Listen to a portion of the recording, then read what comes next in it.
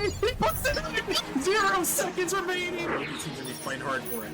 Oh my goodness. Rudy, what is this? Doesn't get the touch he's looking for. Kato, he's got the oh, he gets the flick and he gets it through. He's gonna give a shot. He's gonna put it in. Back to back. On the backward, can he find the touch? He's gonna put the shot on the net. High off the backboard here. Opportunity. Here comes the shot. Hold on. Surely this kick. Oh my lord. Go with the shot. It's gonna go in. Oh, Copenhagen on the goal line. He did nearly over. Sweet.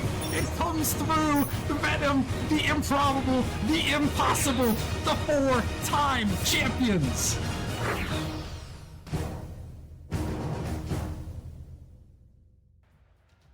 All right, what is going on, everybody? Welcome back to the Nemesis Gaming League. We are back in the booth here for another exciting matchup as we're heading to the Challenger League here, Ventus, for a great one here between Ascension and Snowstorm.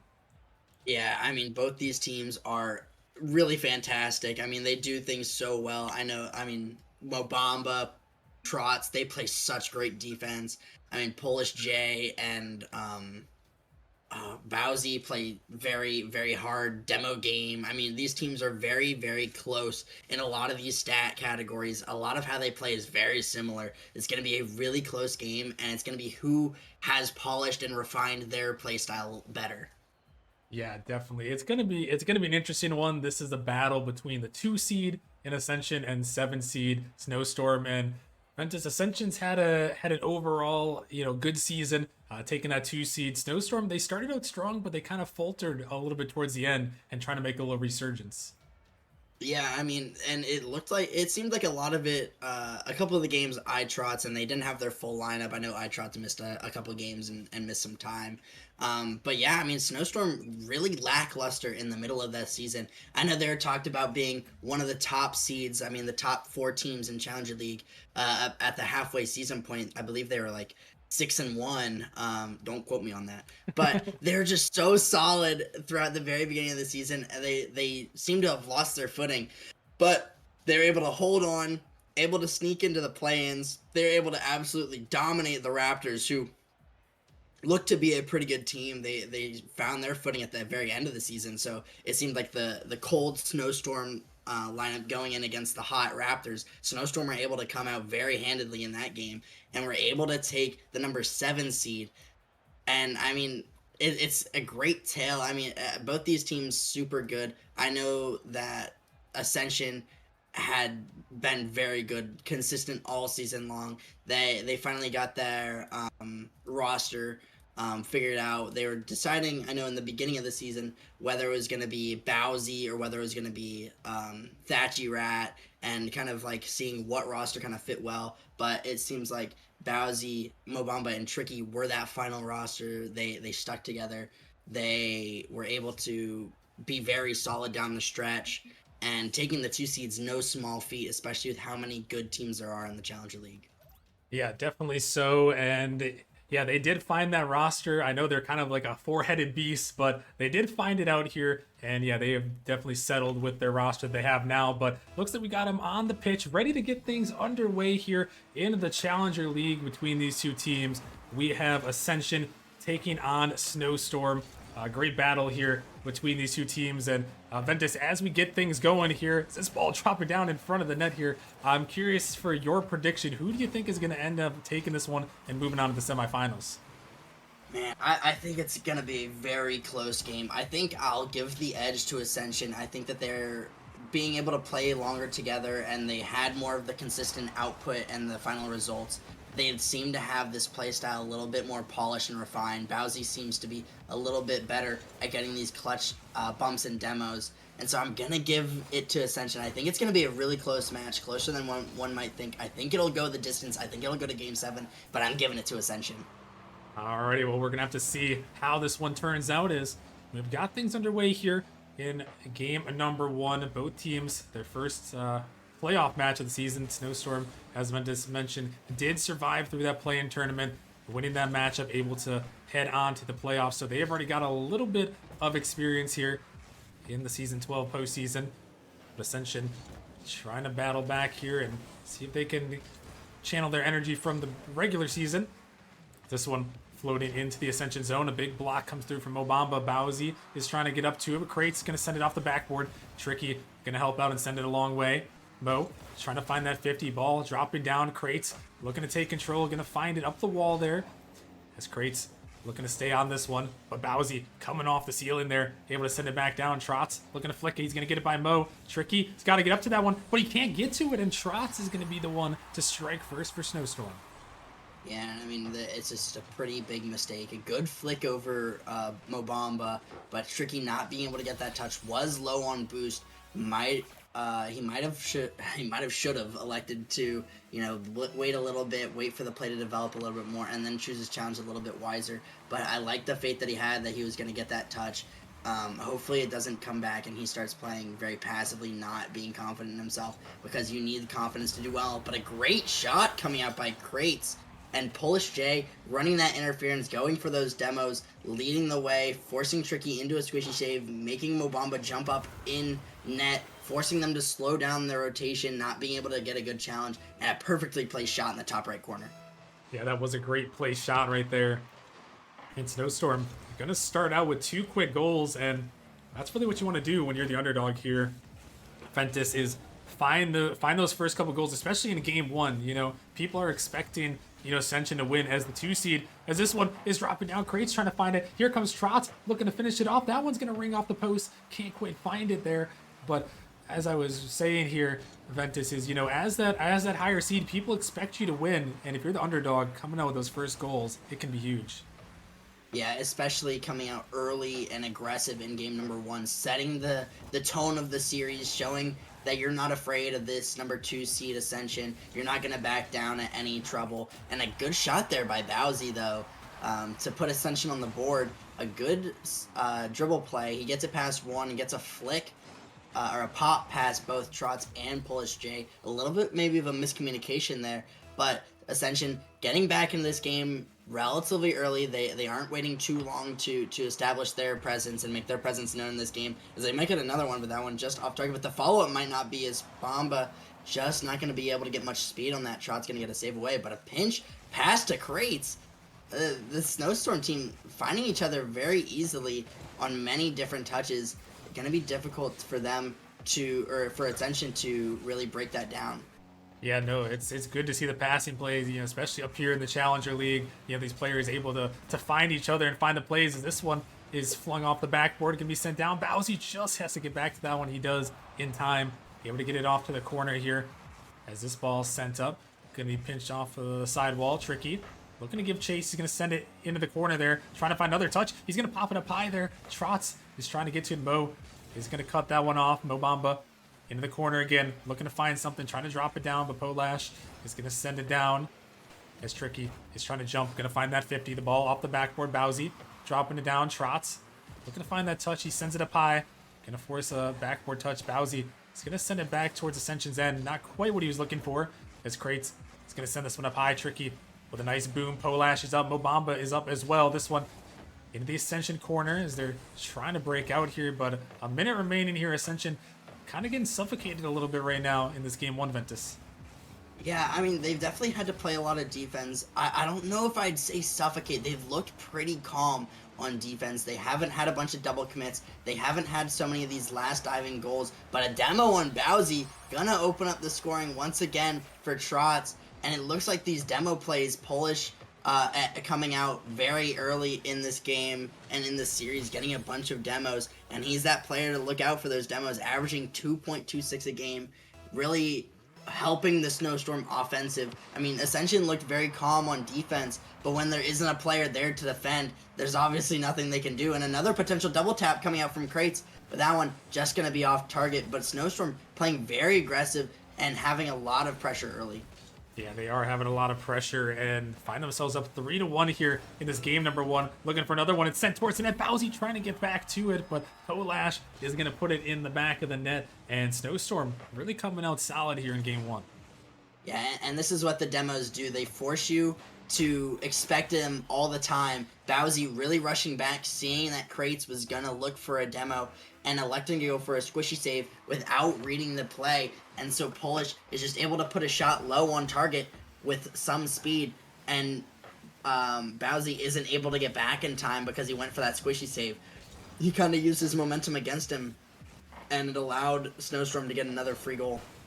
Yeah, they're able to find that one, and now they are looking to take this game one victory here as the 7 seed. This one popping in the corner. Gonna stay on the Ascension end. Polash sending up to Trots, trying to find one more for the road, but that one is gonna be sent a long way, and it looks like Snowstorm is gonna hold on. They are gonna take the game number 1. A very solid showing from them, Ventus. Yeah, I mean they were holding it down. They held that midfield line very well. The shot total relatively similar. I believe it's 10 to 9 shots. So overall, I mean, Ascension had a lot of shots, but I think the Snowstorm with the demos, with the disruption in their backline, were so much more threatening. We didn't see that as much out of Ascension. And I mean, it was a big part of that gameplay for the Snowstorm to come out early, get those demos, and establish that early pressure. And I mean, Trotz obviously doing what Trotz does, really leading the shots there, getting 5 shots on target. And I mean, overall, just a very good game from Snowstorm. If I'm Ascension, I'm a little bit scared with how well they're playing. Yeah, you gotta watch out, especially when you get into a game number 1 here, and the opposing team kind of throws you a big punch there, you know. And that's one thing you can't do, Ventus, as you know, a higher seed, is you can't get too complacent. You can't say, oh, you know, we played these guys before, we beat them before, you know, we had a better record in the regular season. You can't think of that when it comes to the playoffs here. You gotta, you know, treat every opponent with respect and expect that they're gonna give you their best punch. Yeah, definitely. And whenever teams seem to underestimate other teams, they really get thrown for a loop. It turns out that a lot of these Challenger League teams, even though their records might vary a good amount, they're still very close in skill level. A lot of these teams are able to pop off at any time and upset these top seeds. And I mean, that's what makes playoffs so great, is Trotz coming out with a double tap, getting that past all of the Ascension defenders, a great play, and another bump coming out from Crates, bumping that first man in Bowsy, really forcing the defense awkward once again. And these bump and demo plays have worked really well for Snowstorm. Yeah, they really have the bumps again, and Snowstorm starting once more out with that pressure here in this game number 2. Going to find the first goal in the back of the net. And now it's up to Ascension to see how they are going to survive as another demo comes through there. A shot attempt going to be parried off to the side as Trotz is trying to race out to it. Bowsy is going to beat him to it as this one pops up high. Crates, no boost to work with. Going to try to find the clear. Looking for a teammate here. Ascension giving him some respect there. Not diving for that one. It's dropping down. Bowsy going to have to make the save. And not able to find that clear as another demo comes out here. This one fired towards the net trick. He's got to get up to it. He's going to get there just in time. But Trotz is sending it back in. Bowsy out in the corner there as it's going to be sent away again. And yeah, Ventus, it really seems like it's the story of this Snowstorm, the Snowstorm demos, and then they're just kind of keeping the pressure rolling. Yeah, I mean, Snowstorm not letting their foot off the gas. They're constantly looking for these demos. Polish going for another one there, taking the corner boost as well. A lot of these times when they're able to get the demos, they're either able to steal that corner boost or able to demo the one player on Ascension that has gotten that corner boost. And it just allows them to keep that pressure in the Ascension half, continue just to pummel shots on. I mean, because right now they're out shooting Ascension 6-1, and Snowstorm have had all the pressure, but it looks like a bump finally breaking through into the Snowstorm half. Tricky trying to put a shot on target, but it's going to be saved away, and Crate's going to get a beat there against that last Ascension attacker in Tricky. And unfortunately, Ascension had a couple of shot attempts, had some good pressure, and it was opened up by a demo. And we saw it worked really well for Snowstorm. Ascension plays a very similar style where they look to open up the field of play with these demos from Bowsy. And when it does happen, it creates a lot of these crucial chances for Ascension, but they need for it to happen more often. Yeah, they do, and that was a great opportunity. But Snowstorm, the defense was excellent right there to make that save as a fake comes down, dropping down the midfield. Mo Bamba, he's taking control, gonna flick it by one, gonna try to pop it by a second. Trotz, he drops it down, but Ascension not quite there in time. And Snowstorm able to get that one away. Crates finds a touch, another demo, trying to pop it up high. Mo Bamba trying to get it back down. He's going to look for another touch. He's dropping it down in midfield. He's trying to find the dunk. It's floating on the goal line, but Ascension, they can't get it through. And now Polash with a big flick. And Bowsy is going to save it away. And again, Ascension just can't quite get through. Snowstorm Ventus are really putting it on the defensive end. Yeah, and even when Snowstorm are forcing these defensive things, I mean, we haven't seen them struggle unless there's a demo involved. Ascension really needs to go back to their bread and butter, get those demos started, really open up the play, allow themselves to control the pace of play a little bit more, because it seems like Snowstorm are able to not only contest them in the terms of speed to the ball, but also they're able to beat them in terms of speed to the ball. I think that Snowstorm are playing a little bit faster, and when they're coupling with a bunch of demos, Ascension is barely holding on, and they're struggling to do so at that. As we see a double commit, kind of forcing a team hit into each other. And overall, I mean, Ascension just looked really slow and looked like free targets for Snowstorm. Yeah, as this one is dropping down a dangerous ball, and Krace is going to capitalize on the mistouch there from Ascension, and they find the counterattack. Yeah, I mean, Kratos was just waiting for Tricky to make a touch. Tricky in an awkward position, and all he's got to do is just wait. Either he's going to catch it onto the sidewall and take possession there, or he's going to get the free shot on net with Tricky not being able to maintain possession. And I mean, the Snowstorm have just looked very dominant. If I could go back, I might change my prediction here and potentially say Snowstorm with a sweep. But obviously, hindsight is 2020, and even though things are looking dire for Ascension right now, I know Ascension have what it takes to put some good shots on net. Is Bowsy getting a fake on two and able to stuff that one in the back of the net? And I mean, all this talk about Snowstorm being super dominant, but it's a 1-goal game still. Yeah, and that was a big IQ play from Bowsy right there, knowing that both those defenders were going to be back, but if he just waited, they might panic, and they did, and he's able to sneak it in the back of the net, and yeah, despite everything, now Ascension only down by 1 with a minute remaining here. Tricky pops that one up high, he's looking for another one, he's trying to find Bowsy, but Krates is there on the backboard. Mobamba going for this one. He's going to shoot it towards the net. Bowsy is trying to take out the last defender. Polash can't get to it, and Mobamba is going to send it in, and we're tied, Ventus. See, and that's what I'm looking for in Bowsy. Bowsy, known for these bumps, known for the demos, gets a good bump on Polash, and he's just not able to get a good touch there. It was gonna go in anyways, but the follow up from Mobamba just seals the deal. We're tied, and I mean, Ascension, even though they have been struggling mightily on defense, have been able to get some offensive pressure on their own and force Snowstorm on their own back foot. And even though Snowstorm has more pressure, they're starting to struggle on defense a lot, and the Ascension offensive has just been very threatening. Yeah, they have, and now Snowstorm gonna have to recover a little bit here, as now we're tied up at 2-2.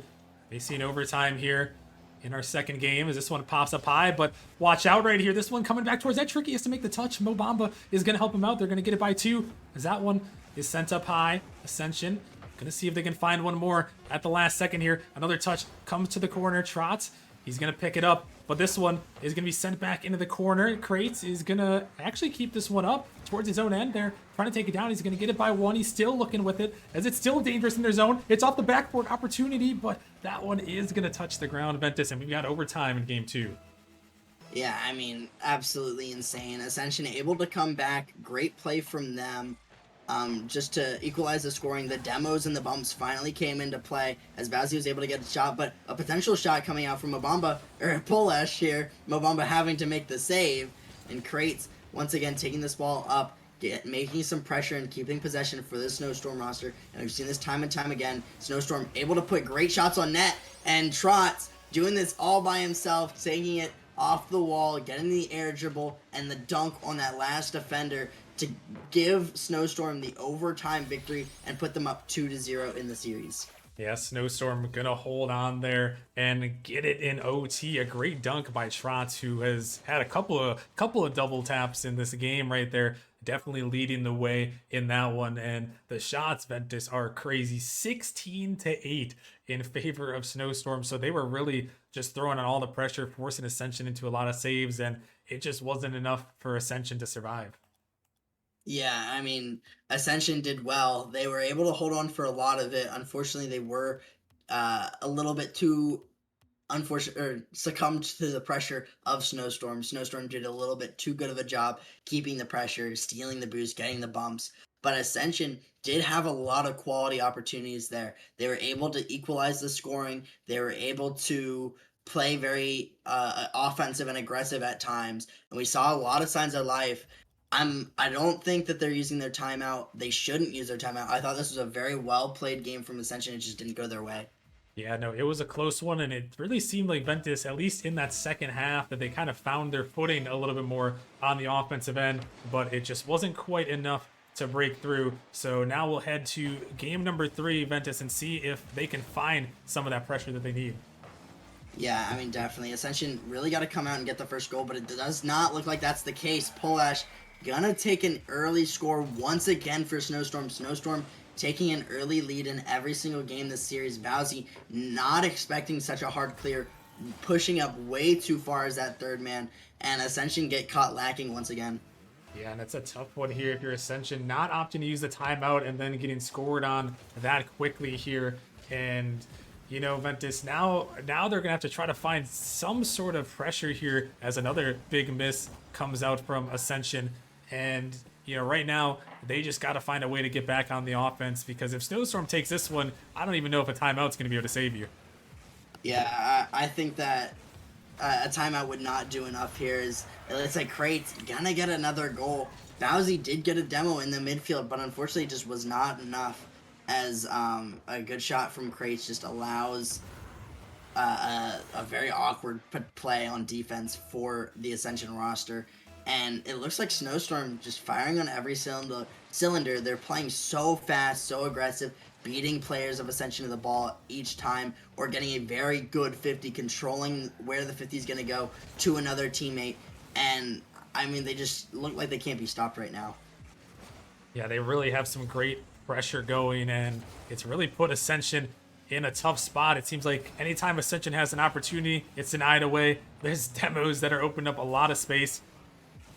And Snowstorm, they are really clicking right now in this playoff matchup here. Is this one coming towards the net? Going to be thrown off the backboard, but Crates is there. Even that one there is the demo attempts are coming through. Ascension trying to find some sustained pressure. Bowsy off the backboard, but Trotz is there waiting. Going to find a 50, but a big double commit comes through. An opportunity, but Crates is back there. It seemed like that one was a chance, Ventus, but again, every time it seems like there's a chance, it seems like Snowstorm just has that last person ready to go and make that save. Yeah, and Snowstorm has really held on very well on the defensive side of the ball. They haven't allowed many opportunities for the Ascension roster. Once again, a lot of it has come from the demos actually occurring. We see a lot of these force bumps from Tricky and Bowsy, but unfortunately they haven't been able to find the actual players of Snowstorm. They've done very well to evade the demos, and at worst get bumped where they're still able to stay in the play. And it's been a game changer for the Snowstorm offense. Ascension hasn't been able to capitalize on all the demos and free space that they're able to get from the demos, and they haven't not looked like the competitive selves that has been able to secure that number 2 seed in the Challenger League. Yeah, they just have not looked quite on their mark right now, and now with about halfway left in this game number 3, they got to find a way to turn on that offense. And if not, they are going to be staring down the barrel of a reverse sweep attempt. As this one into the corner. Ascension trying to find some attack, but Snowstorm playing patient with that lead. Mobamba trying to drop it down. He's going to send it across. Polash is going to find a touch. Ascension trying to get there. They're all 3 in that corner, and a big triple commit there comes through as they're running into each other. Some big mistakes, but Mobamba may have just caught on the defense, but Trotz is there just in time. Another opportunity so close, and that one gonna have to be saved away by Tricky. And these ones are the ones, you know, Ventus, if you're Ascension, those ones hurt the most when you're so close. Yeah, I mean, when the defense is barely holding on by a thread, but then they're able to come back and seemingly score at will on your defense. A great bump coming out from Polash. Once again, looking for the bump on Bowsy, forcing Bowsy into the back of the net, going for a squishy. And when you have to take that extra time in your rotation to make that save or make that defensive attempt, I mean, it just allows Snowstorm so much potential to just place the shot wherever they want to, just play it around where the player is going for that squishy save. And it's done really well. It seems like Bowsy has gone for a little bit too many of these squishy saves, allowing these shots to come out where he's trying to dodge the bump, where he should try to dodge it more on the ground, shorten his rotation, not allow himself to go for that squishy save that he has been going for, where he's been getting caught out multiple times. And I mean, overall, Snowstorm just looks so dominant. Yeah, they really have here, and now Ascension gonna have to see if they can somehow crawl back from a 3-goal deficit with a minute 15 remaining. It's Mobamba. He's trying to flick it out, but Snowstorm is all over that one. They're sending it back as Ascension was trying to find any semblance of boost here. Tricky taking it down, trying to find a 50. That ball's gonna be popped up. Good fake there by Krates as he's able to keep it in the zone here. Polash taking control, trying to drop this one. He's gonna flick it around. Tricky is gonna get that touch, but time is ticking here for Ascension. Mobamba, you're gonna have to take this one. Gonna find a big 50, able to send it to the side. Bowsy is up, trying to win that one. He's gonna get it by 1. Mo is up there looking for the shot, but Trotz is there again on the goal line, holding Ascension scoreless here. It's Polash again off the corner. Snowstorm gonna find a touch, keeping in their zone. Krates sending it off to the side. Is Snowstorm happy to waste the time away, but this one's gonna be shot towards net. Bowsy's gonna find one with 23 seconds remaining. Might be a little bit too late. Yeah, I think that's just a little bit too late. I don't think that they can come back from this with how well Snowstorm have been playing. Once again, it's a good sign of life where they are able to, score a goal and restart getting the offensive pressure. But Snowstorm have just been able to consistently have a better offense, have a better rotation, have a better defense. They seem like the better team. It seems like the seeding should be switched. Snowstorm look like they're the number 2 seed. Ascension look like they're the number 7 seed, struggling very much against the Snowstorm roster. Yeah, they are, and that one is going to touch the ground, and Snowstorm are going to go up 3-0 here in this series. And now, if Ascension wants a chance to survive Ventus, they are going to have to reverse sweep the Snowstorm team, who have looked like they're shooting and saving everything that's coming their way. Yeah, I think that it's a tall task. I'm not sure what Ascension can really do with how well Snowstorm have been playing. I don't even know if Ascension can use their timeout, if it would help them at all. I'm not sure really. I think that Ascension has met their match. I think that Snowstorm have just played a better version of what they normally play, and they aren't used to that. They need to dodge the demos better, especially. They've been sitting targets for Polash and Krates. I mean, those guys have been on a demo tear, exterminating everybody in sight, allowing their offensive pressure just to handle everything. And, I mean, it's just so difficult when you have to deal with all of that and then have to create your own offensive pressure and deal with forcing Snowstorm into spots where they make all these mistakes and you can actually capitalize on them. I think Snowstorm need to clean up the play in the midfield, really focus on dodging the bumps, not overcommitting his third man. I mean, the list goes on and on. They could look to each other to pass more, but they got to change something up. Yeah, they really do. I mean, Ascension, you got to try to take it one game at a time. They do call the timeout here, so trying to stop some of the momentum here, but it's really, I think Ventus, if they're going to want a chance, they got to dodge these demos for sure and, see what they can do on the offense. Snowstorm has been really good. I think they probably, more than likely, are going to have to try to turn the table here, Ventus. Dodge those demos and then turn some demos of their own. Like you mentioned, Bowsy is great at those demos, and they need that offensive pressure if they're going to want a chance to turn back their momentum in their favor.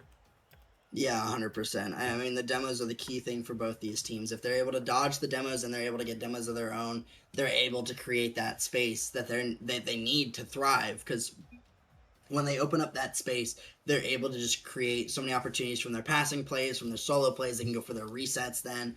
Their speed can increase because they have more space to play with. They can use fakes. It just allows them so many more options where it feels like they're just being suffocated right now.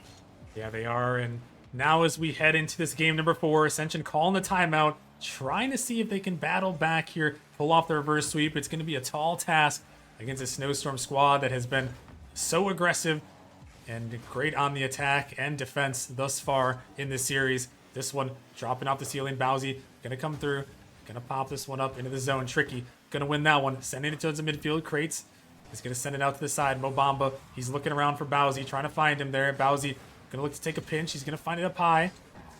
There's that one when he dropped in the corner. Bowsy again trying to find another touch. Trotz backing up there. The ball's still dangerous there. And here comes Tricky. He's gonna snipe it over the defense. And Ascension are gonna strike first. Yeah, and that's a really good play. They're able to get a couple beats in the midfield, force a bad touch, force a bump attempt, and Tricky puts a great shot on net. Much needed pressure for the Ascension roster. They needed to come out swinging, especially after using their timeout. This is a do or die for them. They need the reverse sweep to stay alive, and getting the first goal in a game. And actually, this is the first time they've scored first this series. So opening up the scoring is going to be very beneficial for them. Yeah, now trying to turn the pressure back the other way here.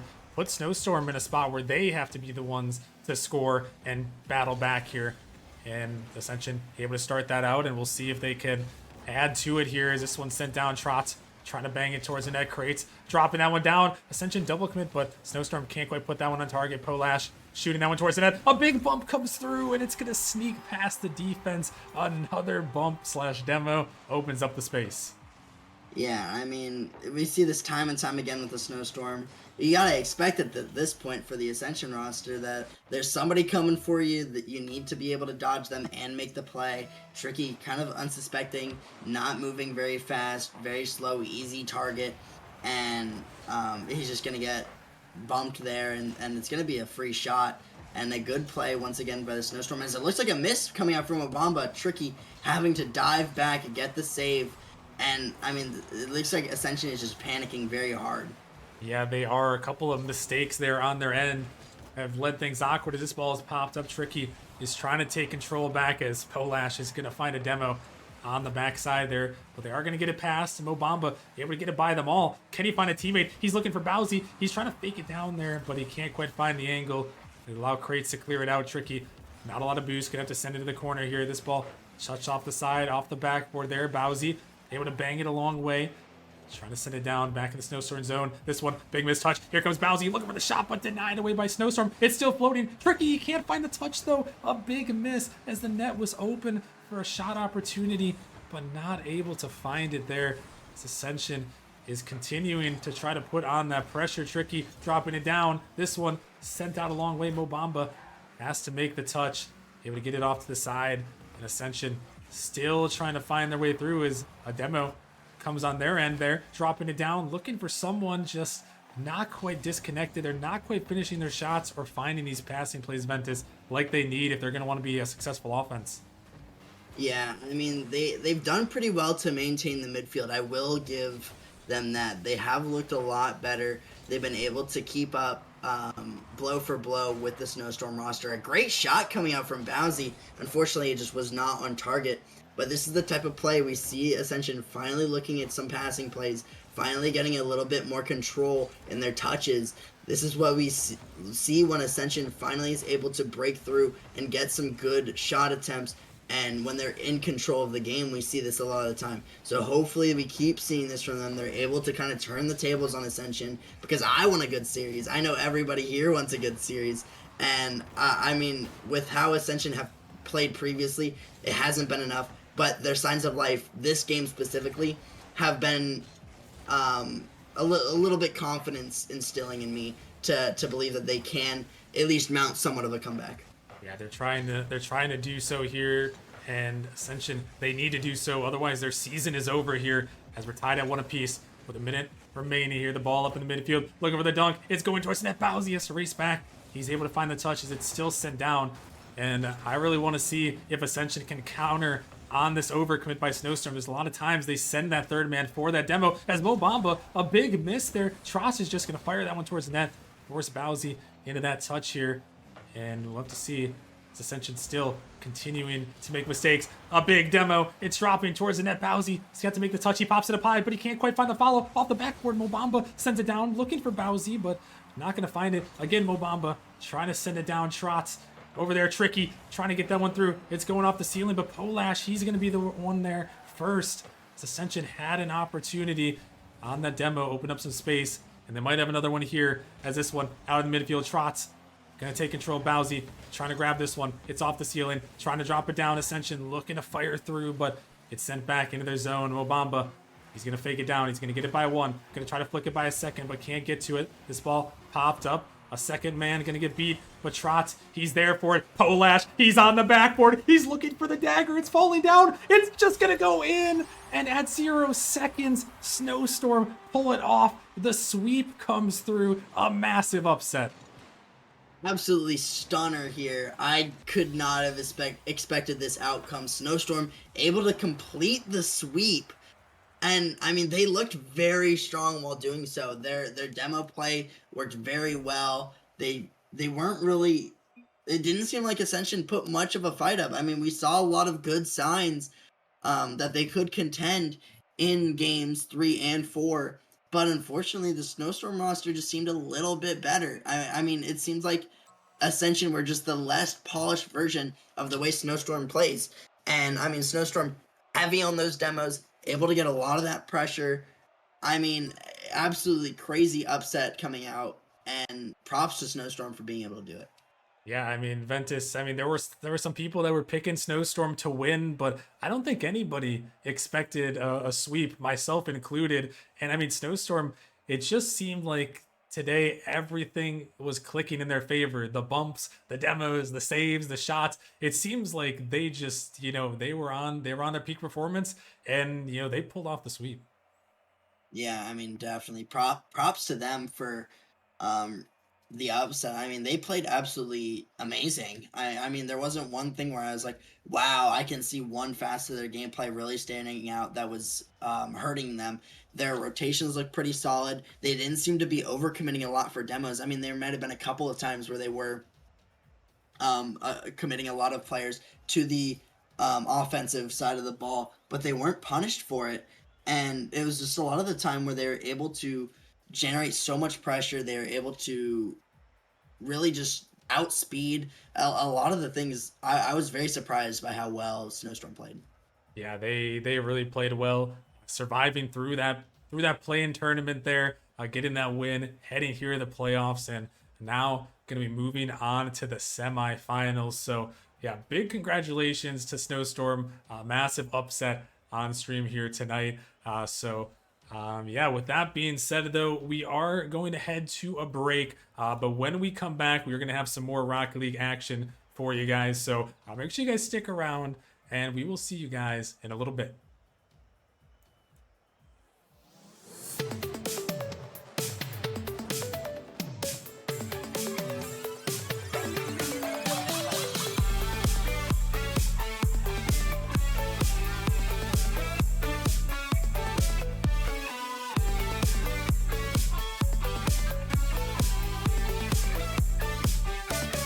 Say it was the right time to walk away.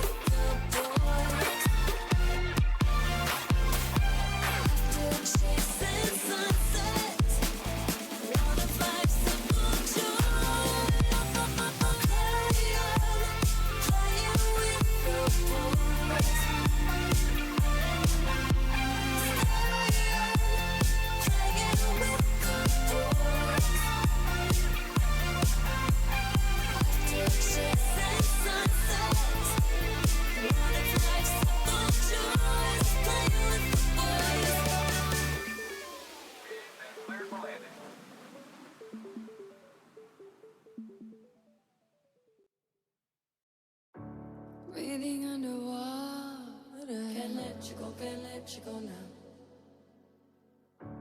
Making it so hard. You got to know now. Ooh, taking it too far. Nothing to hold now. I'm falling apart. Out in the cold now. Breathing underwater. Breathing underwater now. I can't let go.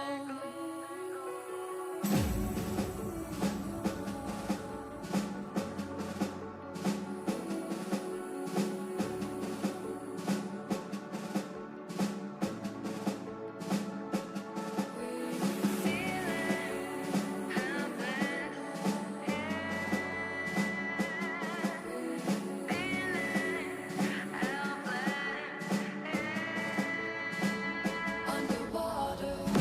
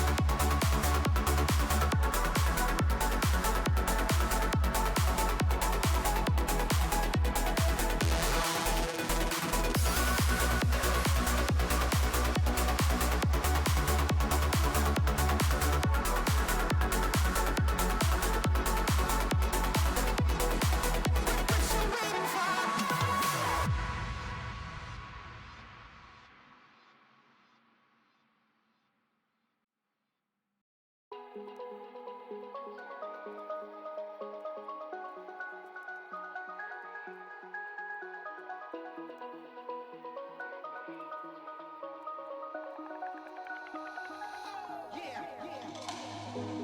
you say my name, and you're thinking it out loud. But I love those days when there's no one else around. I can feel your heart close to mine. In the night, my sleep talking about you with me. I could die just thinking about you when you're not with me. All this time, you fill my head and then my daydreams of you. In the night, my sleep talking about you with me. I could die just thinking about you when you're not with me. All this time, you fill my head and then my daydreams of you.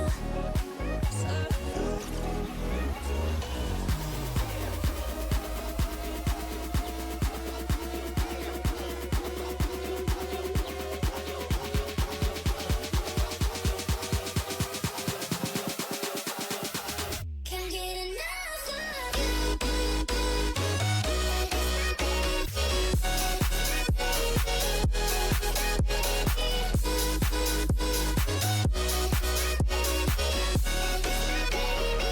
Can't get enough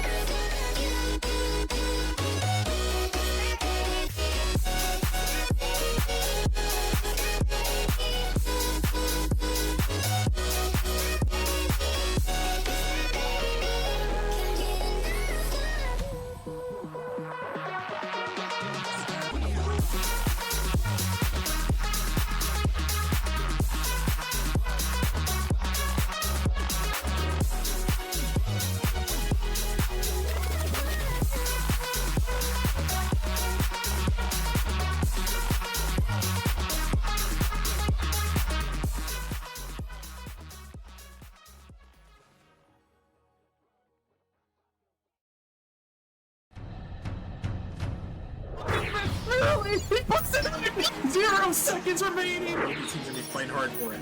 Oh my goodness, Rudy, what is this? Doesn't get the touch he's looking for. Kato, Scott the oh, he gets the flick and he gets it through. He's gonna get the shot. He's gonna put it in. Back to back. On the backward, can he find the touch? He's gonna put the shot on the net. High off the backboard here. Opportunity. Here comes the shot. Is this serious? Hold on. Surely this kick. Oh my It's lord. go with the shot. It's gonna go in. Oh, Copenhagen on the goal line. He did not Nearly over. sweep. It comes through. The venom, the improbable, the impossible. The 4-time champions. All right, what is going on, everybody? Welcome back to the Nemesis Gaming League. We just saw an unfortunate turn of events for my Ascension team, but I'm hoping we're turning it around here for the next matchup. Hope we get some more content on stream as we're heading to the Rival League. We have a rival taking on Pineapples. Set to be an absolute banger here. I'm Rockerman back in the booth, joined by the one and only Speed Demon. Speed, how are you doing tonight? I am doing wonderful. Yeah, that that is a huge shock coming out from your Ascension team. You know, those are some of the scariest matchups sometimes, those 2v7, you know, those playing teams having played the week before, getting a little momentum. You know, they only did have to play one match, but you know, they won that one match. They got their first playoff game out of the way, and sometimes it's a big, huge boost. Um, as we have another one here, speaking of that, the 2v7 Pineapples coming in at the 7 seed, easily, very well could have been, you know, in the top 6 and clinched a postseason berth, but went through that play in. So your rival team, you know, if history repeats itself with what just happened, Rocketman, could be looking like a scary night, but your rival team's been pretty solid all season long. Yeah, they have. And if we could pull up that playoff bracket here, reference what Speed's talking about, Arrival as the 2 seed taking on the number 7 seeded Pineapples. Winner is going to go on to play that Vortex team that just seems to somehow always have plot armor there, Speed.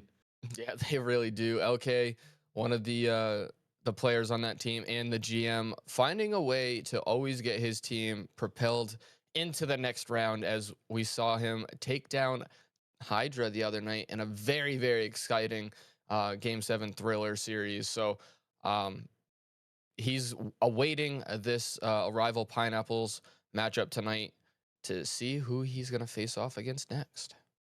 Yeah, and we're gonna have to see. And before we do, got to give a couple quick shout out to Dr. Shadow coming back with 5 gifted subs, and also USAF Messi coming back for 10 months. Much appreciated. Appreciate all the support in chat as always here. But yeah, Speed. These two teams are taking on each other, like you mentioned. Pineapples had a great regular season record, just missed out on those tiebreakers, dropping down to that 7 seed. These teams have met one time before, Speed, all the way back in season 1. It went to game number 7 with the Pineapples, then called the Knights back in the day, taking down a rival in that one. I'm curious, Speed, is history going to repeat itself, or do you think a rival is going to be the ones moving on to the semis? That's a very tough question here. I'm gonna say a rival is going to change their fate. They're gonna get the dub tonight. But I wouldn't be surprised if the Pineapples find a way. I mean, they have, 3 great players. Flip 1010, Squintle, and Marco have all been in the league for quite some time. They're all Nemesis veterans, but so is your team with Chad, Lucian, and Cynical. Cynical's had an amazing year, number 2 in player rating here in the rival league, and he's just amazing all season long. Yeah, he really has, and we'll definitely be keeping our eye on Cynical and the rest of Arrival as they are the 2 seed tonight in the blue. As Speed mentioned, Cynical, Lucian, Chad, and then the Pineapples in the yellow with Flip, Marco, and Squintle. And Arrival getting their first taste of the playoff action here. Speed mentioned the Pineapples winning that play-in tournament match in 5. This is a big opportunity going towards the net, and Squintle is going to be the one striking first for the Pineapples. Yeah, and a little bit of an awkward situation there. Chad coming off the wall thinking he's going to get a touch, but Lucian was already there, and then Cynical just a sitting duck in the net, and all it takes is just putting that one on.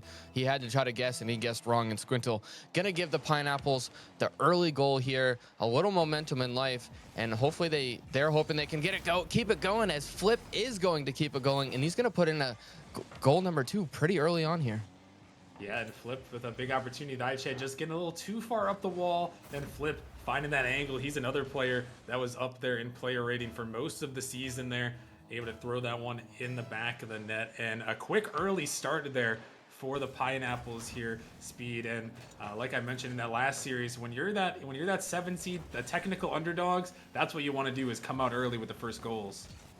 You really do, as they're going to come out with another one here, Rockerman. Flip, number 3 in player rating this season for Rival League, is going to put in his second goal of the game with a beautiful dunk here. And, they're really looking really good. You can tell that they've been playing. They obviously played last week in the play-in bracket and play-in tournament, and they're keeping that momentum going as Flip's trying to put on another one, but that one's going to be saved away by Lucian. And now Chad's going to take a little bit of possession and hopefully give his team a little bit of breather room. Yeah, right now the Pineapples have been the ones with all the pressure here. As another one shot towards net, double commit. Going to come out from Lucian and Chad. Cynical going to dunk this one off the backboard, trying to catch the Pineapples out. Here comes Cynical. He's going to put it in, and Arrival is going to get on the board for the first time in the playoffs.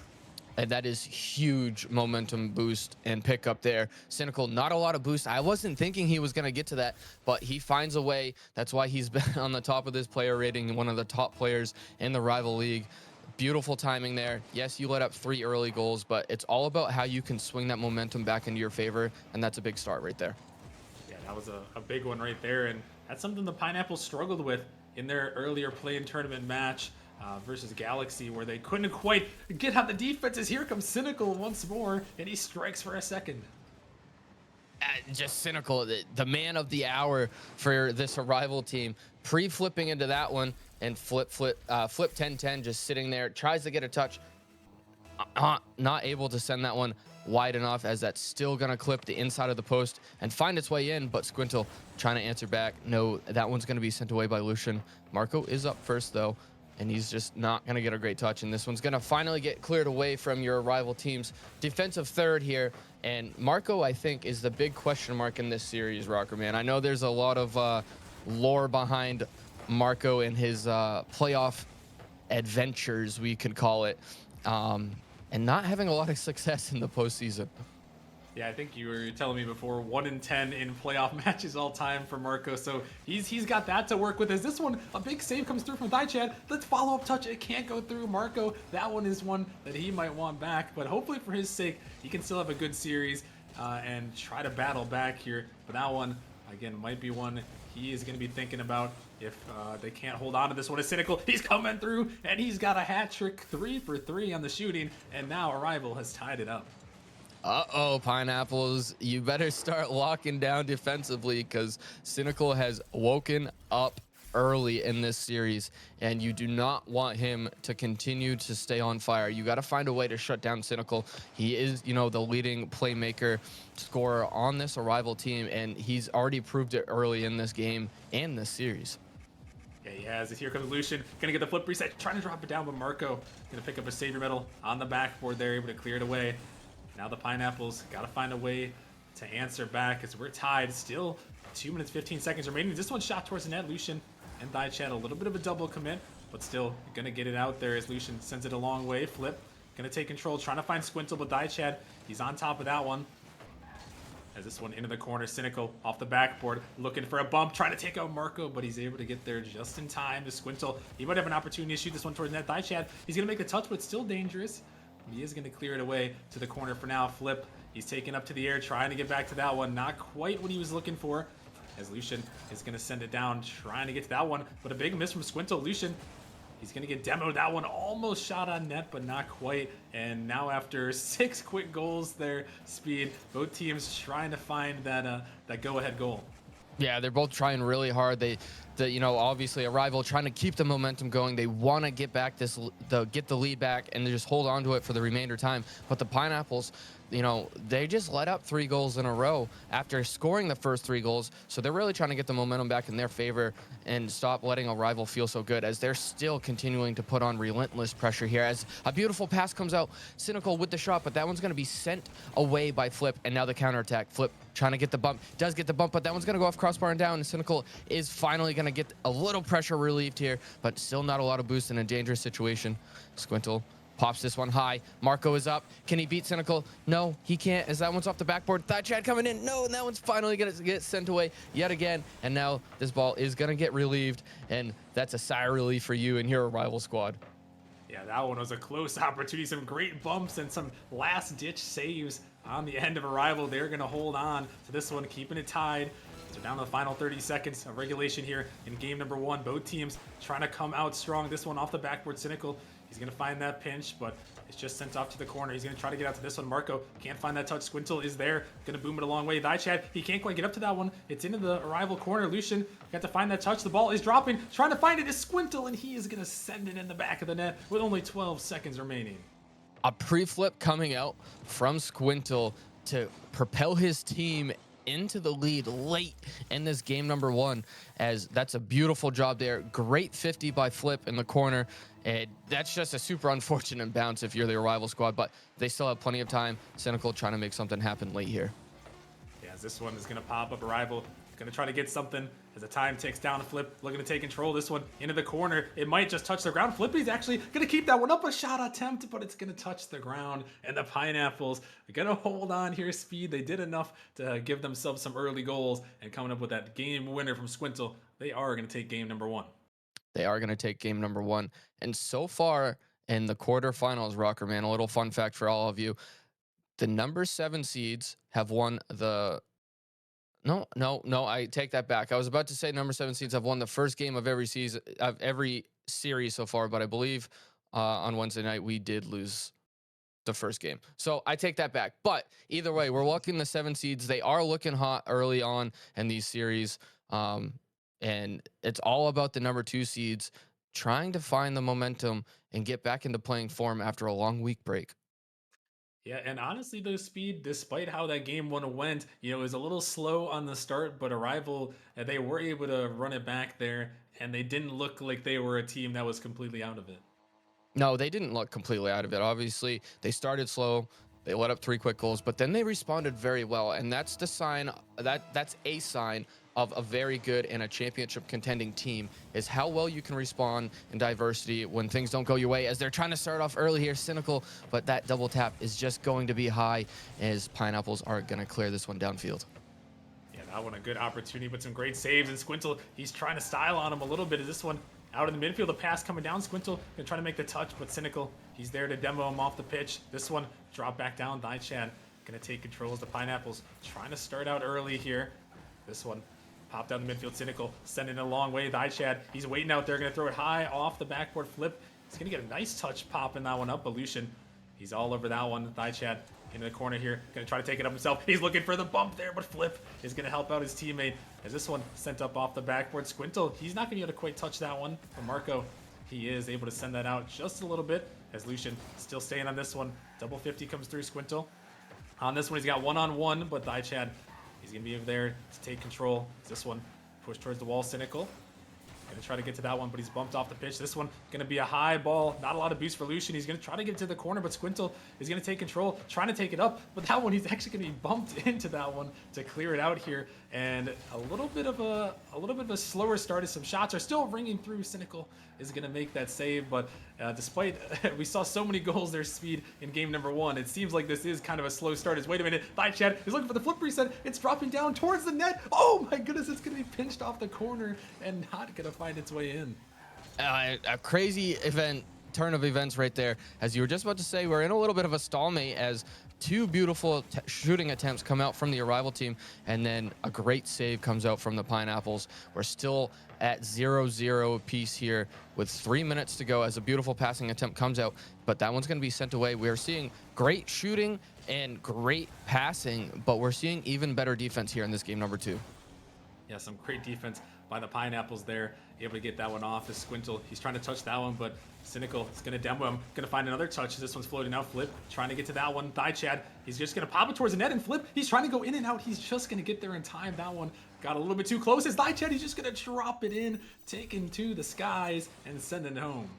Gonna have to see here if great save by Flip, like you mentioned, but I'm gonna have to see here, did Squintle get bumped out of net, or was he just trying to be overzealous and avoid that bump? And I think he was just trying to avoid it, pushed out a little too far, and that one's gonna float in over him as no one else was back on the backboard to save it. As a kickoff coming in, that one's gonna go off the post and up, but no one there. A nice demo coming out from Cynical. Gonna leave this one open, goes high with it is Lucian. He gets the double tap down on net, and he does find it and takes this lead up to 2. Yeah, and that's a great speed from Lucian, taking this one up high, finding that angle quickly there to drop it in. A beautiful shot from Lucian off the kickoff. The Pineapples just a little bit of a mistouch, put him in a bad spot right there, and Lucian able to send it in as another kickoff is going to go right in Arrival's favor as this ball popped up. Chad, not a lot of boost. He's going to try to pass it, but instead it's going to leave it for Cynical here. Is this one dropping off? Another demo, and here comes Lucian finding another, and all of a sudden Arrival is pouring on the goals. At first it looked like that might have been a fake or an accidental whiff coming out by Chad, but I think he was called off by Cynical as he saw that he had, or Lush, that he saw that he didn't have a lot of boost, and that's just going to find its way in. Not a greatest touch off the backboard from the Pineapples. They still have half a game left to go here. This is just the reverse of what we saw a little later in the game as Pineapple scored 3 early goals and let Arrival storm back. So are we going to see the opposite here? Can the Pineapples find their groove now late in this game after letting up 3 and storm their way back into this game number 2? Yeah, they've got 2 minutes to do so. And we'll see if they're going to do it as a big demo comes through. Cynical going to try to get this one out. It's 50 down midfield. Lush trying to get up to that one. Squintle is blocked away as Chad is there trying to give chase. Marco going to look to come after this one. A little bit of a double commit comes through from the Pineapples and a big demo by Chad. The net is kind of open, but Lucian only able to get it off to the side for the moment. Squintle taking control here, trying to find another. Going to get it by 1. As Marco looking to take it down. Lucian going to find that touch across. Flip off the sidewall. He's looking for an insane angle, but he can't quite hit it. Marco going to keep it to the corner here. His Arrival trying to break out of their zone. Pineapple still looking to find their first one here in game number 2. This one off the backboard. Chad taking big control as Lucian finds another demo in the midfield, and that's something that this team can do really well. Speed is find those demos in the midfield. I know Chad and Lucian, both 2 players that are gonna really try to put the demos on the opposing team. And they do it in such I won't say random spots, but they do them in such spots where the other team's not exactly looking for it, and they find a counterattack here off of a missed touch in the midfield by the Pineapples, and they're gonna get themselves yet again a fourth goal unanswered here, and they're really starting to storm back in this game number 2. They're saying game number 1 was a fluke. We weren't quite ready for playoff action, but we're here now and we're ready. Yeah, they are there, and another good goal for Arrival, giving them an even bigger cushion here as Pineapples still looking to find their first goal. This one going to be sent down by Dichad. Cynical is racing there, but that one is going to go off the corner. Now Pineapples, maybe a 2-on-1, but Dichad, he's diving in, keeping that pressure. Cynical off the corner to Dichad, down to Lucian, looking for that one. He's going to touch it over the top of one, but Cynical dropping out to Flip. Flip looking to take control, trying to style on him a little bit, but he's going to be 50'd away as we got the final 30 seconds of game number 2. This one up in the midfield. Marco to the backboard. Lucian, not a lot of boost. Here comes Squintle trying to find it. That one is just going to be blocked away. Trying to clear it out here. And now Pineapples maybe just looking for one more, trying to build some momentum heading into game number 3. Is this one off to the corner? Flip gonna send that one in, but Chad is there, gonna bang it out a long way. And as the time dwindles down here, Arrival gonna come through with a great game 2 bounce back performance. Speed. Yeah, they bounced back for sure. As we were talking about that in game number 1, it's all about how you bounce back. They bounced back in game 1, tied it up, ended up losing it late.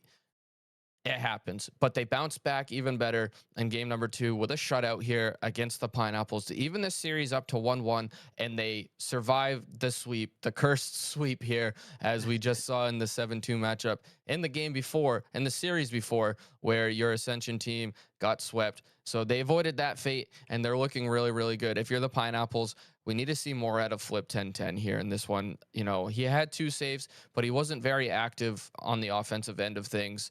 Kind of letting Marco and Squintle play up a little more, I noticed. So we need to see him get a little more active, get a little more flow in for the Pineapples here. Yeah, no, Flip and Marco both kind of struggled in that last game. I mean, the offense as a whole didn't quite find what they were looking for. 7 shots, all 7 of them were saved away by Arrivals. So the Pineapples offense, they need to see if they can find a way to break through here in this game number 3, a crucial one at that here, trying to go up in the series, take this early lead, take early command of this series. And I mean, Arrival just poured on the demos there. Speed, all 3 of these players in the regular season, above 1.3 demos per game. So these guys, like, they were just demoing all over the pitch last game, 8-2 in demos. So maybe that's what they need to do, try to avoid some demos heading into game 3. That's definitely got to be boost management. You know, stay up on boosts. It'll help you avoid those demos and keep moving, right? You're more susceptible to demos when you're kind of sitting on your back foot. So if they can avoid that, they should definitely be able to, you know, keep bodies on the pitch. Definitely help them out. Is Flip looking for this pass back to Marco. That one's going to get sent up even harder. He does get the beat there, but Cynical is sitting in that with full boost, is going to get the good 50 out. But, you know, Pineapples need to find one early here, I think, to really help with the mental.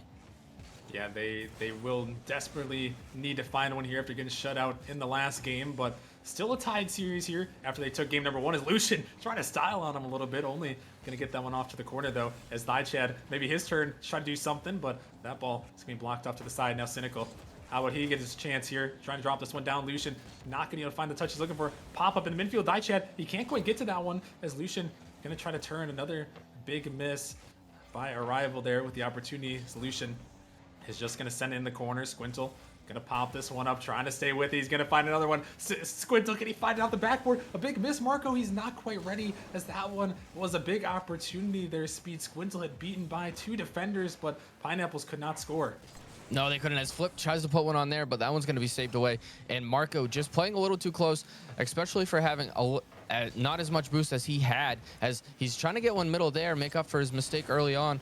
But again, nothing's going to come out of it here from the Pineapples, as now Lucian and Arrival trying to get a little counterattack going. But that one's 50, beautiful. Marco, no, that one's going to be sent away, as we're seeing them definitely win the boost management here, as Arrivals had quite a few opportunities with low boost, but it doesn't matter, as the beast himself, Cynical, comes out and finds himself yet another goal in this series.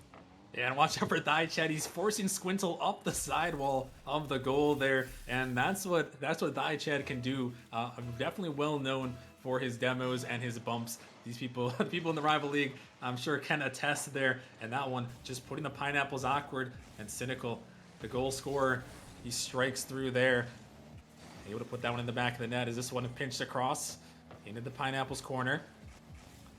Again, Marco now trying to take this one down. Dichad gonna make a little bit of a turn, trying to get back to this one. Gonna flip out, hit it off the corner, but Squintle, he's all over that one, able to find that clear. Lucian looking to take control, gonna get it by one, and gonna pass it across the midfield. Dichad gonna pick him up there as Marco stops it down, but Cynical is trying to get through there. Off the corner, just Lucian back here. Got to get up to that touch. He's able to do so. Cynical, he's hunting for Flip right there, but Flip, not a lot of boost. He's just going to pop it up high. Thigh is there. Cynical also a little bit of a double commit. Lucian, he's diving through. Going to try to shoot this one. It's off the backboard. Thigh trying to come through, but Flip is going to get there just in time to get that one away as he's able to send this one down towards the net.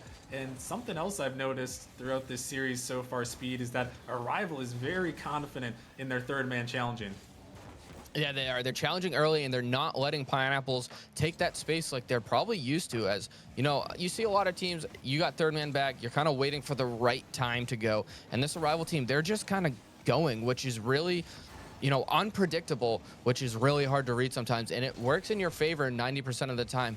So I definitely think they're going to, the pineapples are going to start picking up on that, and they're going to have to change their timing of when they're challenging as third man. But for right now, while pineapples still aren't expecting it, they need to keep hounding it until pineapples start picking up on it. Yeah, they are putting on that pressure, but still only a 1-goal lead. Dichad trying to get back this one. No, Marco, you can't make contact. It was a good pass. It got past the defense, but Marco just couldn't quite connect there as it's sent down. The pineapples are going to clear it back, though, trying to catch a rival on this counterattack, but Cynical, he's on top of that one.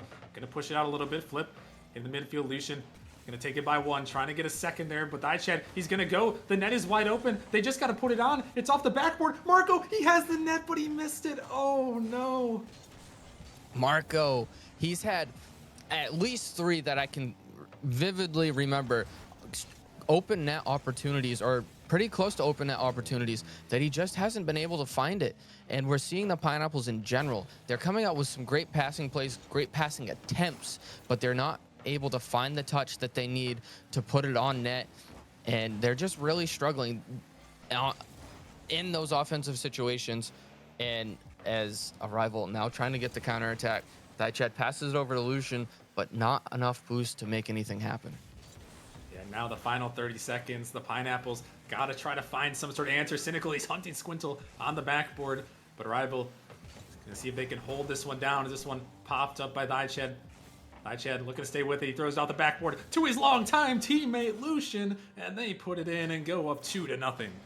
And that is huge for them. 20 seconds left, really puts the pressure on the pineapples, who haven't scored now in almost 2 full games. As 20 seconds remaining, they're up 2-0, and that's just a great play right there by Dichad and Lucian. And the Lucian pre-jump to read where that pass was going, you know their comms are on point right now. Yeah, they are, and these two teaming up last season in the rival league didn't quite have the finish they wanted, but they're trying to change things around for season number 12. As here comes another shot attempt by Dichad. Is going to ring off the post, trying to get it to Cynical. He's going to hit it off the post as well. Lucian, how about you hit it off the post too? All right, that's some team chemistry right there. But rival hold on to win 2-0. Another shutout for them as they go up in the series. Yeah, and if you're the Pineapples, I think you got to take your time out now. All around as a team, you're right on the verge of being great. The passing plays are there. You're just not able to quite get the touch. They're within millimeters of those passing plays connecting, but they're not. So I think you take a breather. You really, get over these nerves. Talk about things, how you can, eliminate the arrival pressure, and so you're not relying on these really tough passing plays that they're just missing on. And if you're a rival, you just got to keep pushing and shoving this ball into the Pineapples' end. Don't let them breathe, like we just saw in the replay there of the Lucian and Thigh passing play. Yeah, no, Arrival was really finding each other, and like you mentioned, it seemed like the Pineapples were too. They were so close on a couple of these attempts, just couldn't seal the deal. And if you're Pineapples, gonna try to just finish these ones off as we are heading to game number 4 here, as the Pineapples gonna look to tie this series up, opting not to use the timeout here, just trying to stay with this one. As the ball first gonna enter into the Pineapples corner. Squintle trying to get to this one, but Chad, he's gonna find a 50, gonna try to leave it. Lucian gonna get just enough of a touch, trying to stay with it. Looking to drop it down to Cynical. Cynical, he's trying to come through, but here comes Chad. Unrelenting offensive pressure, but the Pineapples gonna hold on there for a moment as this one's kicked out to the midfield. Marco gonna send it a long way. Cynical gonna make that touch. It's gonna pinch up high. Big opportunity for flip with Chad. Oh my goodness. On the goal line, he saves away. But can they save this one? Wow, Cynical. He's gonna get a touch too. And even with these great shots here, Speed, Arrival saved him away. They're looking amazing right now, this Arrival team. On point. Even with not a lot of boost, they're getting these fantastic saves. And these shots by Pineapples, they're not, you know, easy gimme saves. As this one's gonna come out, Lucian, not a lot of boost, and that one's gonna go high, saved by the post. They're getting a little help now, but it's definitely been all Pineapples early on in this game number 4, as they don't want to go down 3-1 in this series. Yeah, they're trying to start with the offense. They did so there as they're up 3-0 in the shot differential, as another bump attempt is coming through. But Lucian, he's gonna win into that ball. Chad gonna opt to leave it as Squintle sends it down. Chad gonna make a turn, dropping it down. Lucian trying to get to it, but Marco able to get up to that one. Squintle looking to take control, but Cynical, he's right in his face, able to keep it in as Flip, he's up now, gonna put it a long way. Lucian out of the midfield, trying to get it to Cynical. 50 comes through by Marco. He's able to drop it down. Flip looking for Squintle here. Squintle just a little bit awkward. Lucian gonna get that touch. A good block by Squintle to allow his team a chance to rotate. But there is Cynical on the back end. Chad puts the goal in, and the demo clears the way. He's not just a scorer, folks. He gets down and dirty. He picks up a beautiful demo on the Pineapples defender sitting in net, leaving it wide open for that shot there by Chad. And now Arrival yet again have a lead in this game, in this series, and the Pineapples have yet to find an answer since game number 1. Hey, well, how about an answer right there, Speed? Oh my goodness, Squintle, their first goal in 12 minutes. He's gonna put it in the back of the net there. Nice control over top of the defense, and Arrival not quite ready for that one. No, they're not, and I think that might be my first caster curse of the season there, Rockerman. And here it is, coming in the quarterfinals and helping out this Pineapples team. They desperately needed something, and I'm glad I could help out in some kind of way. Yeah, they are able to finally get one in the back of the net, and we'll see if it's the momentum they need to battle back in this series and try to tie it up. Squintle looking to send it down to Flip. Flip with a great touch, able to send it into the corner as Lucian gonna take that one up the sidewall. Gonna find a 50 over the top as Flip is demoed off the pitch right there into the Pineapples corner. Marco gonna take control, but Cynical, he's up for this one. He's shooting towards the net, but Flip is gonna bang it out a long way. Chad jumping up to this one, hitting off the corner. Again, popping up. Lucian gotta get out to this touch. He's gonna find it as Chad looking for a little infield with Cynical. Cynical taking it up, trying to take it all the way, looking for the follow, but gonna be saved away. Here comes Chad though, off the wall there. Lucian, he's coming through with a big body. Chad, he's gonna hit it off the post, and now the Pineapples have a counterattack attempt. Cynical trying to get up to this one, but Squintle is not gonna be able to get that one on target. But this one, it might just be Chad again on the goal line as the Pineapples continuing to be unrelenting of their own offense, but it's gonna be denied away. And Speed, a couple of crazy attempts on both ends. Yeah, beautiful defense coming out yet again from the Pineapples. We're seeing the Arrival squad get physical. We haven't seen Pineapples get too physical there. I would have loved on that last play and that last opportunity that they had, that Marco, instead of going up for that ball that was hit, or he passed it off the wall, instead of Squintle, I believe, went up for that ball. If he had demoed the defender in net, he was the only one back and could have let Flip 10-10 come in and finish that one. But instead, they're electing not to get too physical, and they're just trying to, you know, just beat them with raw mechanics and raw skill. And I don't think that's going to work. They need to start getting a little physical here. Yeah, they might have to do so, as again some more attempts on the Pineapples net there, but Pineapple is going to stand strong in their corner. This one pushed off the wall. More demos. Chad, he finds a double, but Squintle He's there to try to push that one out, but he's still going to be bumped there. Arrival is turning on the pressure. Cynical, he's just dribbling Squintle in the corner. The ball is popping out for Lucian, who's trying to send it in. Arrival really suffocating right now. Squintle trying to take it down. He's going to get it by one. A big 50 coming in. Cynical, though, he's going to take it away. Trying to find this read. He can't quite get it down, though, but he is going to find a 50 flip. Taking control of Chad, trying to find something. 50 in the midfield. Squintle sending it down to Marco. Can he put it towards the net? He does. What a shot by Marco. And that is beautiful 50 there by Flip. A great heads up play by Squintle to not throw that one on net initially. I know that is so tempting when you know the the defense is rushing back and kind of awkward, but he elects to get them even more awkward. Find the pass over to Marco, and we've seen Marco struggle this series, but I think that might just be what he needs to start feeling good. He finds a goal, he finds a beautiful goal off a great pass, and now they just need to lock down, play some really good defense for the last 20 seconds, as this one is going to go in the favor of Pineapples and Marco yet again.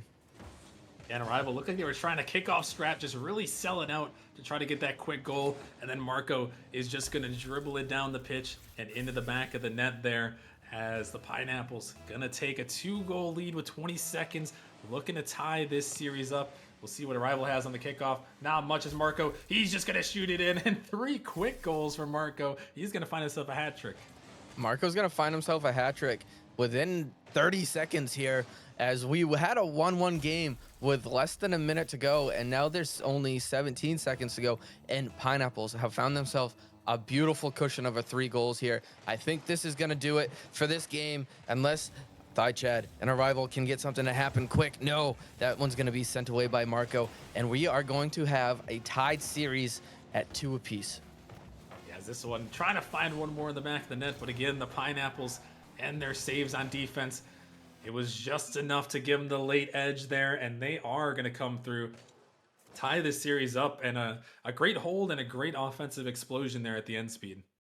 And this is the Pineapples team that we've seen all season, connecting on those passes, looking solid on defense. Squintle, 4 huge saves coming out, and out shooting this Arrival team as well, 8-6, and beautiful shots at that. So they're starting to get more pressure. They're starting to get better shots. Arrival, great defense on their part too, just unable to hold it for a full 5 minutes in this one. Yeah, no, the Pineapples just doing great on that offensive end, especially at the end. They held on with the defense, saving 5 of the 6 attempts from Arrival there, and surviving the demos as well. 7-0 in the demo differential, but still the Pineapples, their defense, it held strong. And now we're gonna move on to game number 5. The winner of this game right here gonna put themselves 1 win away from the semifinals here, and this is gonna be a very crucial game speed for both teams. Crucial. I think it's going to boil down to who's going to score first, as Arrival's had some great pressure. That one's going to ring off the post, and we've seen Arrival hit the post 6-7 times in this series so far. Yet it hasn't hurt them too bad, as the series is still tied 2 apiece, as we just stated. But they're really going to start wanting some of these shots off the post to find a way in, as Squintle is going to get a great shot, but that one's going to be sent away by Cynical. Yeah, that one, another one where the post is being a little bit unkind to Arrival there. Got to try to get these shots on target. Cynical looking to take control, trying to get it around with Squintle. He's diving in, looking to keep that pressure flip. Got to try to get this one. Marco sending it down towards net. Lucian just going to push that one off to the corner. Arrival trying to break out, but the Pineapples, some quick early offense. Lucian sending it down to Chad, who's going to find a touch, heading towards the midfield, but Flip, he's all over this one, but it's going to be popped up. He's going to send it down. Just Cynical back. Can he find something? He does. Able to push it off to the side there.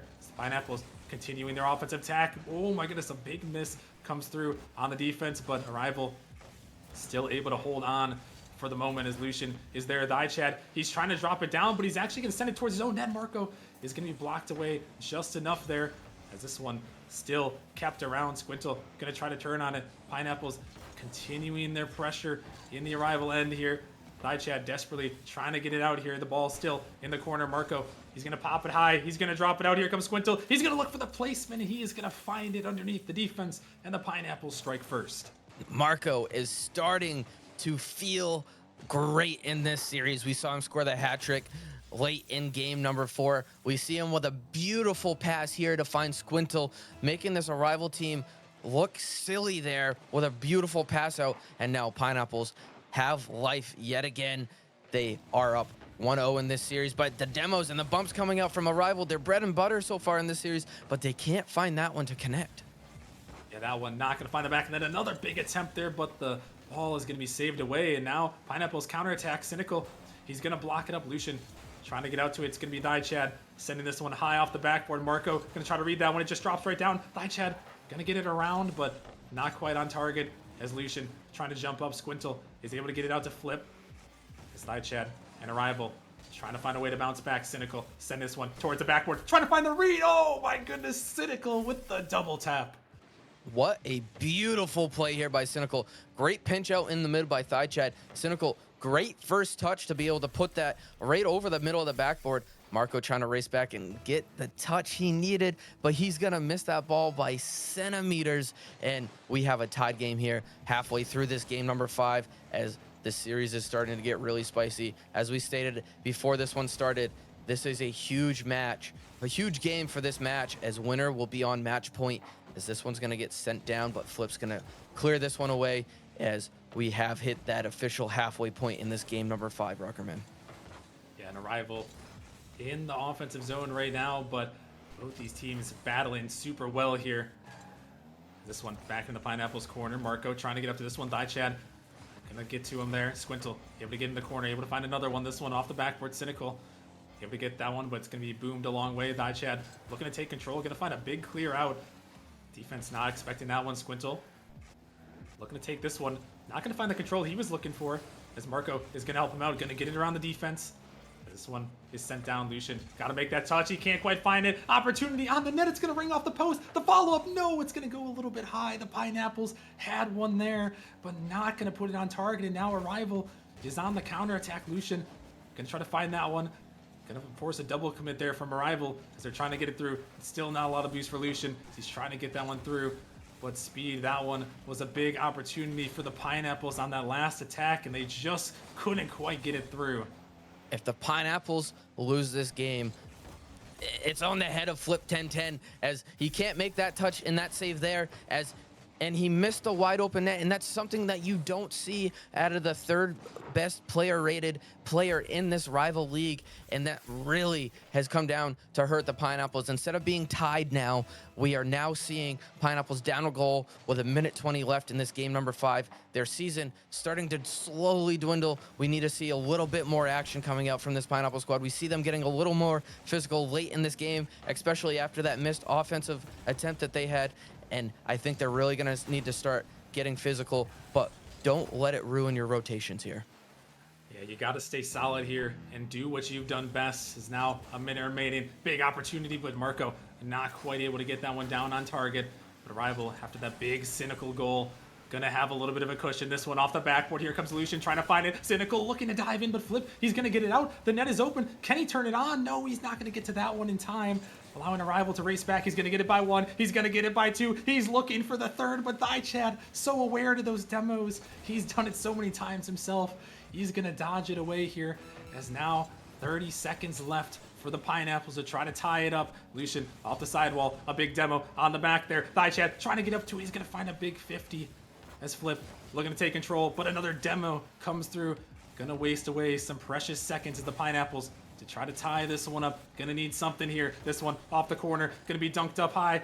This one, Lucian, gonna push it to the corner. Marco, he pops this one up. Squintle, he's there. He doesn't have boost though. A block from Lucian. Arrival, gonna try to send this one down, but here goes Marco off the backboard. Opportunity for Flip. It's gonna go off the backboard. Can they keep it up? Turn around, they're gonna put it in at 0 seconds. Squintle ties it up. And I don't think a lot of people realize, but Flip saving his second jump there to be able to readjust his car just enough to get that touch off the backboard, and Squinto coming to the save the day, forcing overtime in this game number 5. What more can you expect in this back and forth series so far, but to go to game 5 and the most pivotal game of this series?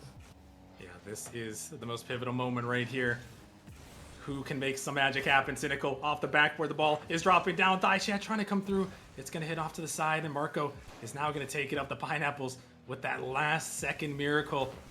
Able to tie it up, a big bump comes through, Flip somehow able to land on that one as a double commit comes through. Cynical gonna look to take control there, but Marco, he dunks him out. It's floating towards the arrival end, but they are gonna send it down. Squintle gonna try to look to take the turn, but only gonna get it so far as Cynical, who's gonna send it around Marco. And he's gonna find a demo as here comes Cynical, trying to shoot it towards the net. It's barred out. It's in. The Hattie for Cynical steals game 5 in overtime. And you saw that demo coming across the pitch. Once Marco turned on that, he didn't have the momentum to keep up. He gets demoed from behind real quick, and then Cynical there to put in a masterclass shot down off crossbar, finds its way in. The overtime hero here. Three huge goals on the back of Cynical here for Arrival, giving them that 3-2 advantage heading into this game number 6. Rocker Man, Pineapples won game number 4. They started off looking really good here in game number 5 to start off, but they couldn't figure out a way to lock it down and hold on. Yeah, no, and the Pineapples, despite their 0-second heroic speed, I feel like a lot of times when you see those 0-second heroics from one team, especially in the playoffs, usually that team comes through and locks it down in overtime and gets the win. But Arrival, despite the last second heroics, they were able to hold on. And now the Pineapples got to consider using the tactical timeout here. Looks like they're all ready to go here, so they're opting not to use it. But they got to be ready to bounce back here, Speed, because this is their season on the line. You got to come through in game 6 on Forbidden Temple. Yeah, and sometimes the timeouts, they're great, right? But this was a really close game, right? It's been a really close series. They found a way to battle back earlier in the series after losing 2 straight games. They can do it again after just losing 1. So I don't think they necessarily needed to take the timeout because, again, that just adds more time to think about what you actually did wrong in that series instead of, trying to just focus on what you did right. So I think that might be a good decision here. They're all veteran players. They all know what it takes.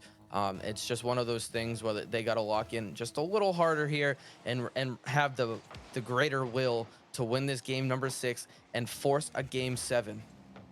Yeah, can the Pineapples do it here as the 7 seed? They've had a great regular season, just barely missing out on the playoffs originally from tiebreakers, but making their way through the play-in tournament.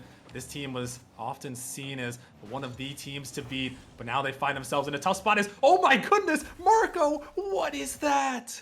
Marco is him. That is all I can say. Marco, all the way back, gets his back boost, pinches it with the ceiling, and even has Flip there, if that was off, to be able to put that one on, as Pineapples have answered. They struck first here in this pivotal game number 6. Their season is on the line, and Marco just seems to be getting better and better as this series has gone on. He was non-existent almost in game 1 and 2, has really turned it on in games 3 through 6 now, and he is looking to put this Pineapple team on his back.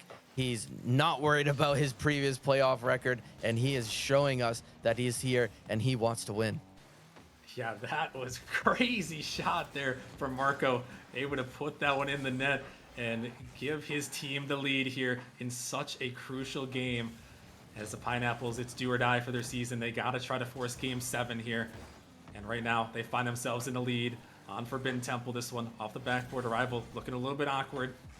It's Marco gonna pop it up. Diechat gonna try to clear this one down. He's gonna get it by 2 for the moment, but Squintle, he's taking it up. He's got some boot to work with. Flip reset over the top of 1, trying to find the second there, but Cynical denies it. It's still floating. Flip is trying to get it under, but Lucian is there just in time to get that one away. But the Pineapples right now with some great pressure. Diechat able to get it. Here comes Squintle, but Lucian is there. Can they find the counter now? Marco, he's racing back just in time. Lucian off the backboard. Opportunity for Cynical, but Squintle is all over that one. And the Pineapples there with some unrelenting pressure is Cynical. He's demoing one. He's trying to turn it around. This one, Lucian with a big opportunity to shoot it. Oh no, it's going to go bar down. A big miss there. Could have tied it up. That's a huge save by the post here on the favor of the Pineapples to keep this 1 goal alive, 1 goal a lead alive, Rocker Man, as we hit 3 minutes. But Diechat trying to force this one in. Squintle with no boost, finding the save. Now Marco on the counter attack here.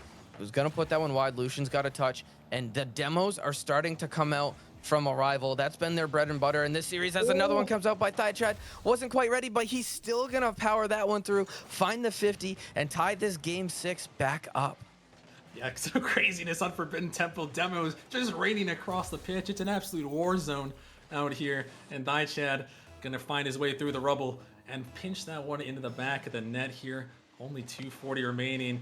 And now the opportunity here for Arrival to take the lead. Pineapples gotta find a way to battle back. This is, again, their season on the line. Gotta win this game.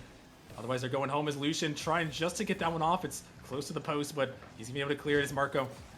Looking to take control on that offensive end. Squintle, he's dropping it down, looking for the shot, but Cynical, oh my goodness, he's gonna get up there in the way, picking up a savior medal. And Chad, he's sending it down. Did he catch him out? He did. The long bang from Chad, and Arrival takes the lead.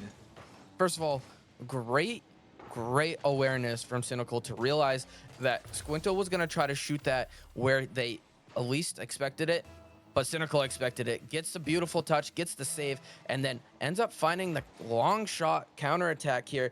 Chad picking off the third man from Pineapples, just not ready for that. And now Arrival up 1 goal, 2 minutes to go. Squintle trying to get something to happen, doesn't find it. Marco does pick up a demo on the back line though, giving Pineapples time to turn on this, but Lucian just big bodies sending this one downfield, and Marco having to pinch that one to try to save it.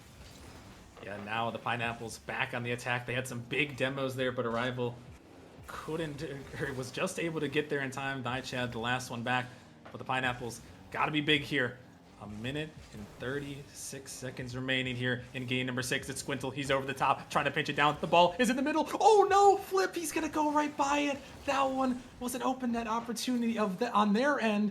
And the Forbidden Temple craziness is continuing on speed as the Pineapples can't find one. Arrival couldn't find one earlier. And it's just chaos out here.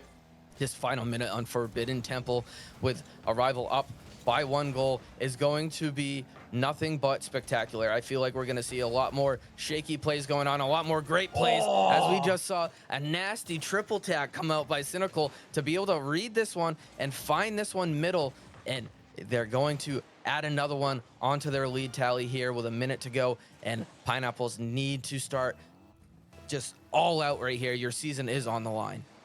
Yeah, they're going to need something right here. Only 1 minute remaining in this game 6. Otherwise, they will be heading home. This one, Flip off the ceiling. Double commit comes out, but they've got to go for it right now. They got to get the offense going. It's sent up there. Flip, he's dropping it down. Marco, what does he have? In the tank? No, it's denied by Lucian. He had a shot on net, but still, the Pineapples keeping the pressure. Cynical, he denies it away. Flip, desperately trying to keep this ball around. It's Marco. He's going to turn on it. But Chad, he's there. Flip now, sending it back in. Cynical waiting on this one. A big dunk comes through. It's behind the defense. Flip trying to turn it around, but Chad on the goal line. Squintle, he's there just in time. Speed and 30 seconds remaining. The Fruit have battled back here, Rocker, and plenty of time left now for a 1 goal game to be able to find time. They need to breathe. They need to settle down. Yes, they got the most important one. They cut it down to 1, and now all you need is that 1. Play smart, but don't play too conservative, as you still need that 1 goal left here. Yeah, the final chance here for the Pineapples. Can they force overtime yet again at 0 seconds? We saw it last game. Can they do it again? Marco, he's trying to drop it down. It's in the corner. Arrival looking to take control. Flip, he's sticking around. He's on top of that one. He's going to get it by another. Cynical looking to control this one. A demo comes through. That one is going to be cleared a long way. The Pineapples are going to have to race this one. It could be a little bit awkward. Squintle, he's trying to get there. He's going to pop it up. Arrival is going to try to send it down. Pineapples, can they carry it across the pitch here? It's in their corner. Marco, he's going to take control. He's going to pop it up. Chad, he's trying to get it out. Cynical is looking there, and the dagger comes the other way. Who else but Cynical to end the series? Cynical didn't just want to drop this ball down and end the series. He wanted to end it with a bang, as he does. He puts that one in the back of the net, securing 100% with no doubt Arrival's win here in this series, in this game. And Arrival does hold on the 2 seed to move on to the semifinals. Pineapples, a super great series from them. You know, they easily could have been a top 6 team. This could have easily been a semifinal, if not a grand finals matchup, with how well these 2 teams played. But today, a rival didn't get, like you mentioned earlier, didn't get the finish they wanted to last season. Two of them coming back, playing on the rival squad yet again, picking up a third member, and they want to get back there. They want to show that they have what it takes to win this rival league.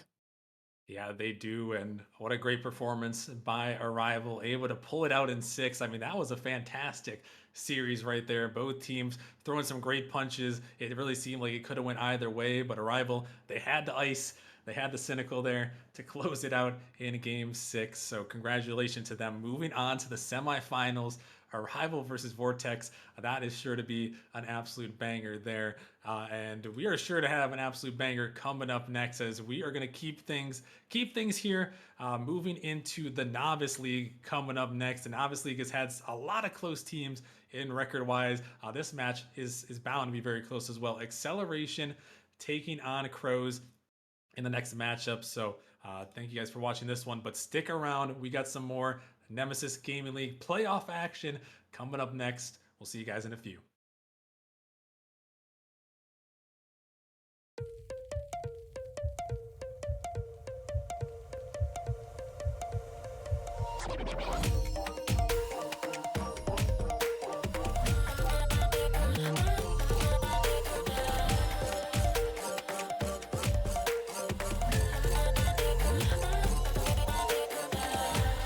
Go on, myself. I'm cold steel stainless. My glass half full.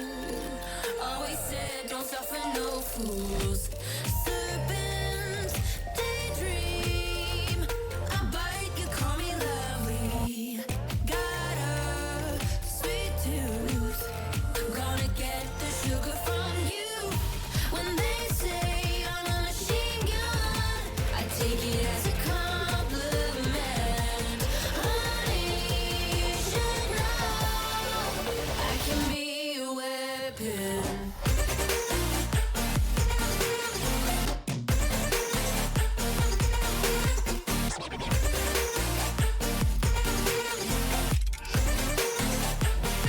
I can be a weapon.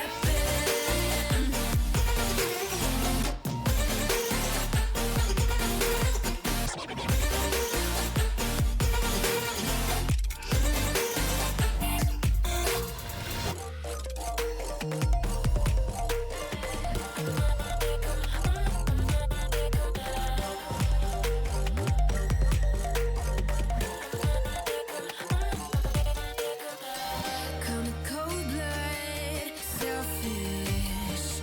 Your words are painless. I like when I drive and feel so dangerous. They say I'm a red flag, 'cause they want it so bad. You should know I'm holding on to what I have. When they say I'm a machine gun, I take it as a compliment.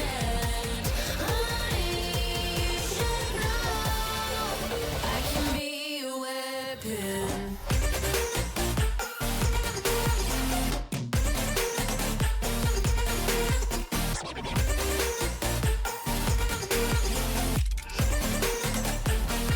I can be a weapon.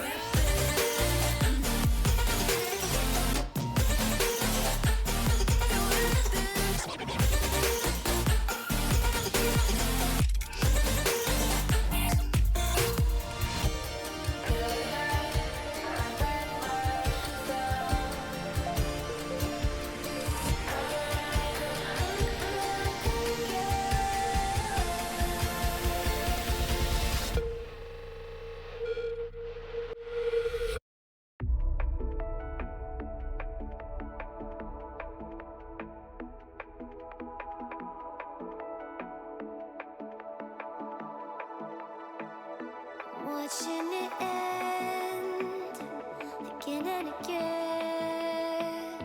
I feel it in waves, you follow me.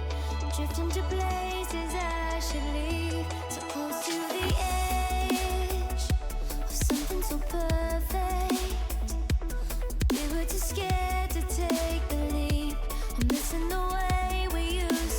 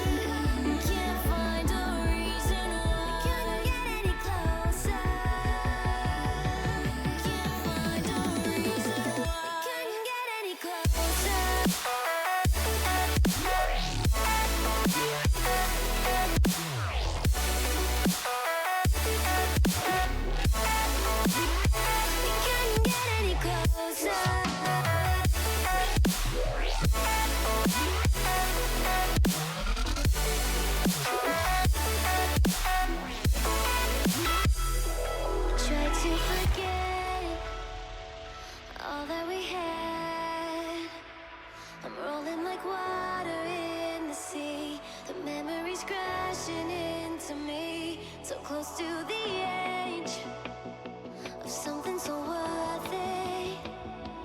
You had the world right at your feet, and almost is all we'll ever be.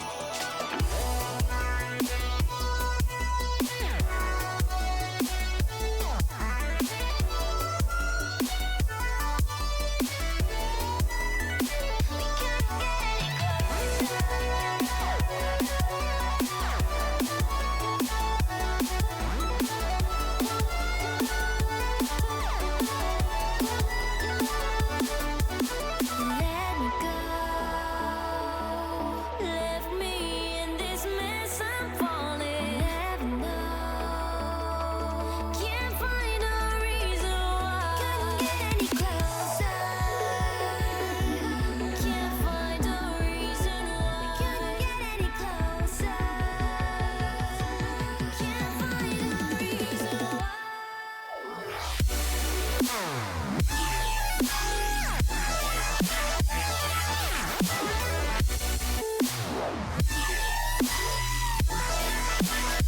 We couldn't get any closer.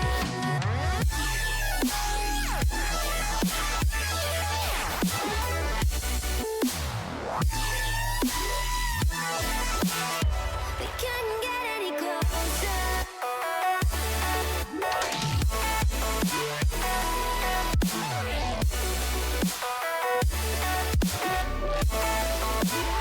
We couldn't get any closer.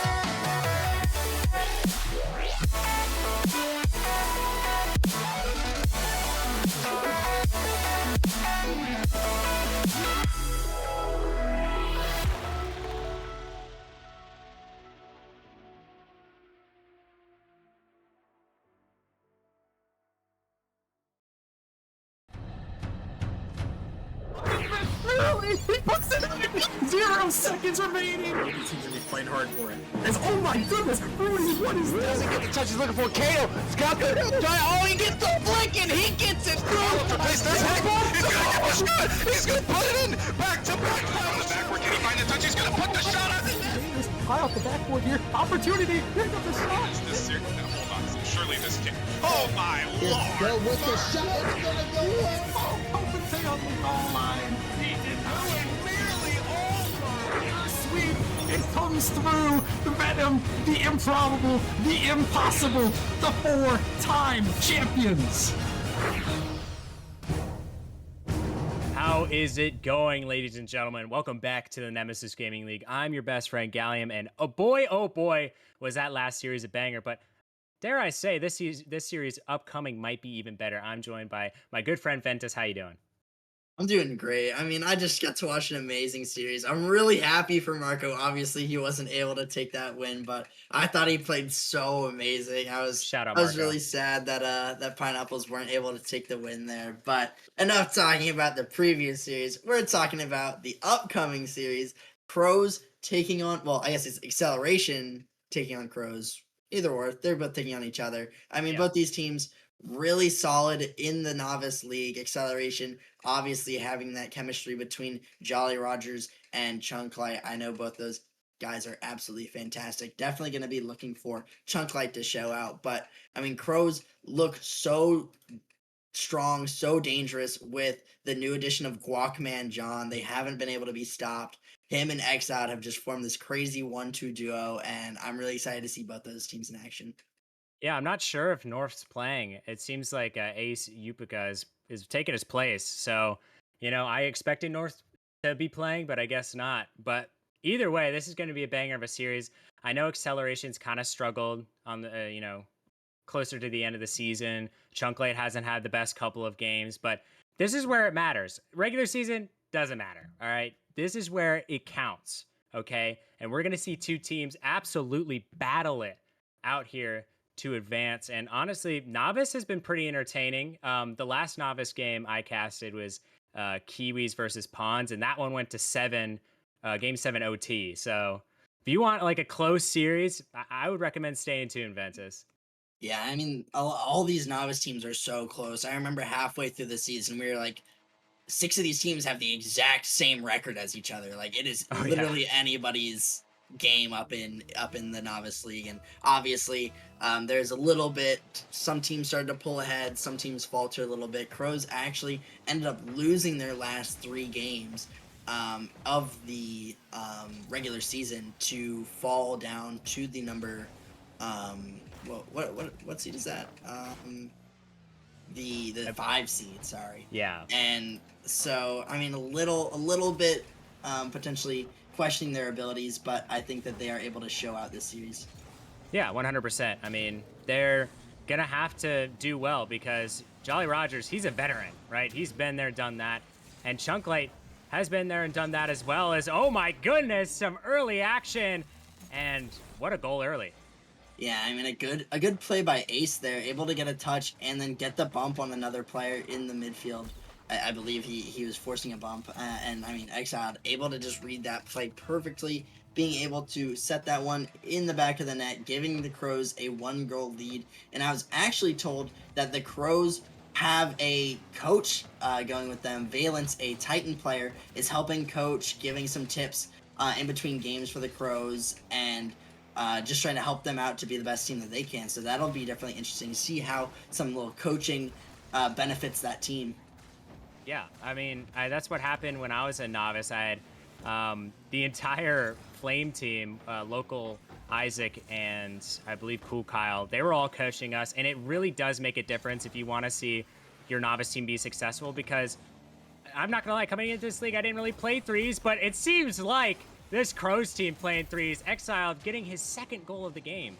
Yeah, and I mean, this is why Exiled is the number 3 player rated player in all of Novice League. I mean, a great shot from him, able to catch out Jolly Rogers, who over-rotates just a little bit, not expecting that kind of bounce, or maybe expecting a little bit harder of a bounce, not one that Exiled can actually read. A shot coming out from Chunklight, Guacman John gonna have to save that one away.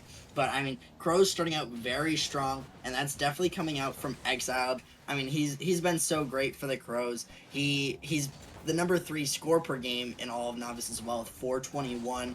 He's great on the defensive and offensive side of the ball. A lot of solo plays coming out, not super well known for his assists, but even still, I mean, he's like top 15 in assists. So, I mean, he's just kind of a complete player.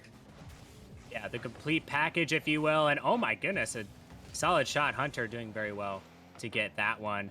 Hunter is a player that kind of goes under the radar for this acceleration squad, but I think he's actually pretty decent. I mean, especially considering his low MMR, I think he is one of the better value players in Novice. So I hope to see him kind of show out a little bit, you know, help out his teammates some, as we're seeing them kind of struggling a little bit early. They only have 1 shot on net. It seems like the Crows are just absolutely berating them so far. Hunter getting a nice touch. He's going to take it down the pitch, trying to get a flick over. He dies over to Jolly. What a play.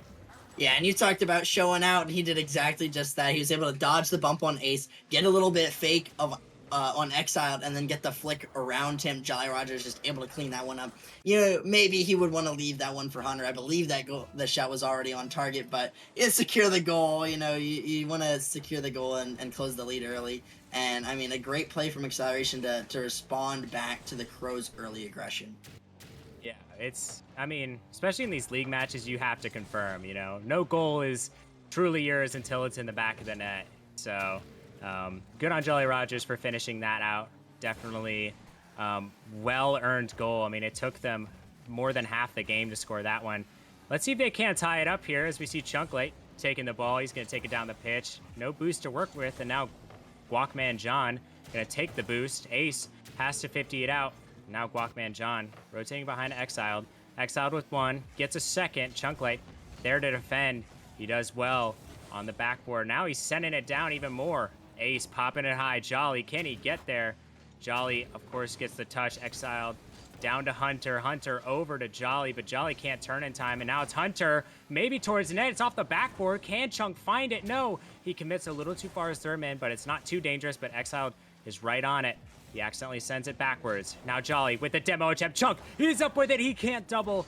Guacman John, wonderful squishy save. But wait a second, another save coming out. It seems like it just might be Acceleration tying it up.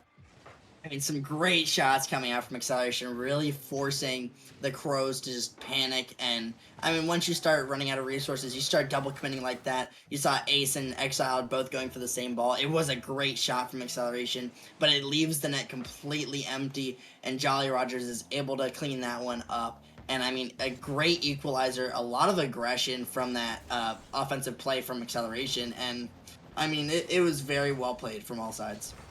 Yeah, 100%. You know, especially I didn't expect it. I mean, especially with how the first half of the game played out, it seems like this Crows team had all the advantage. Like we're kind of seeing now. You know, they're kind of threatening in every single facet, but Acceleration, they now have the same amount of shots as Crows, so it's an even playing field as Hunter just demolishes it in the back of the net.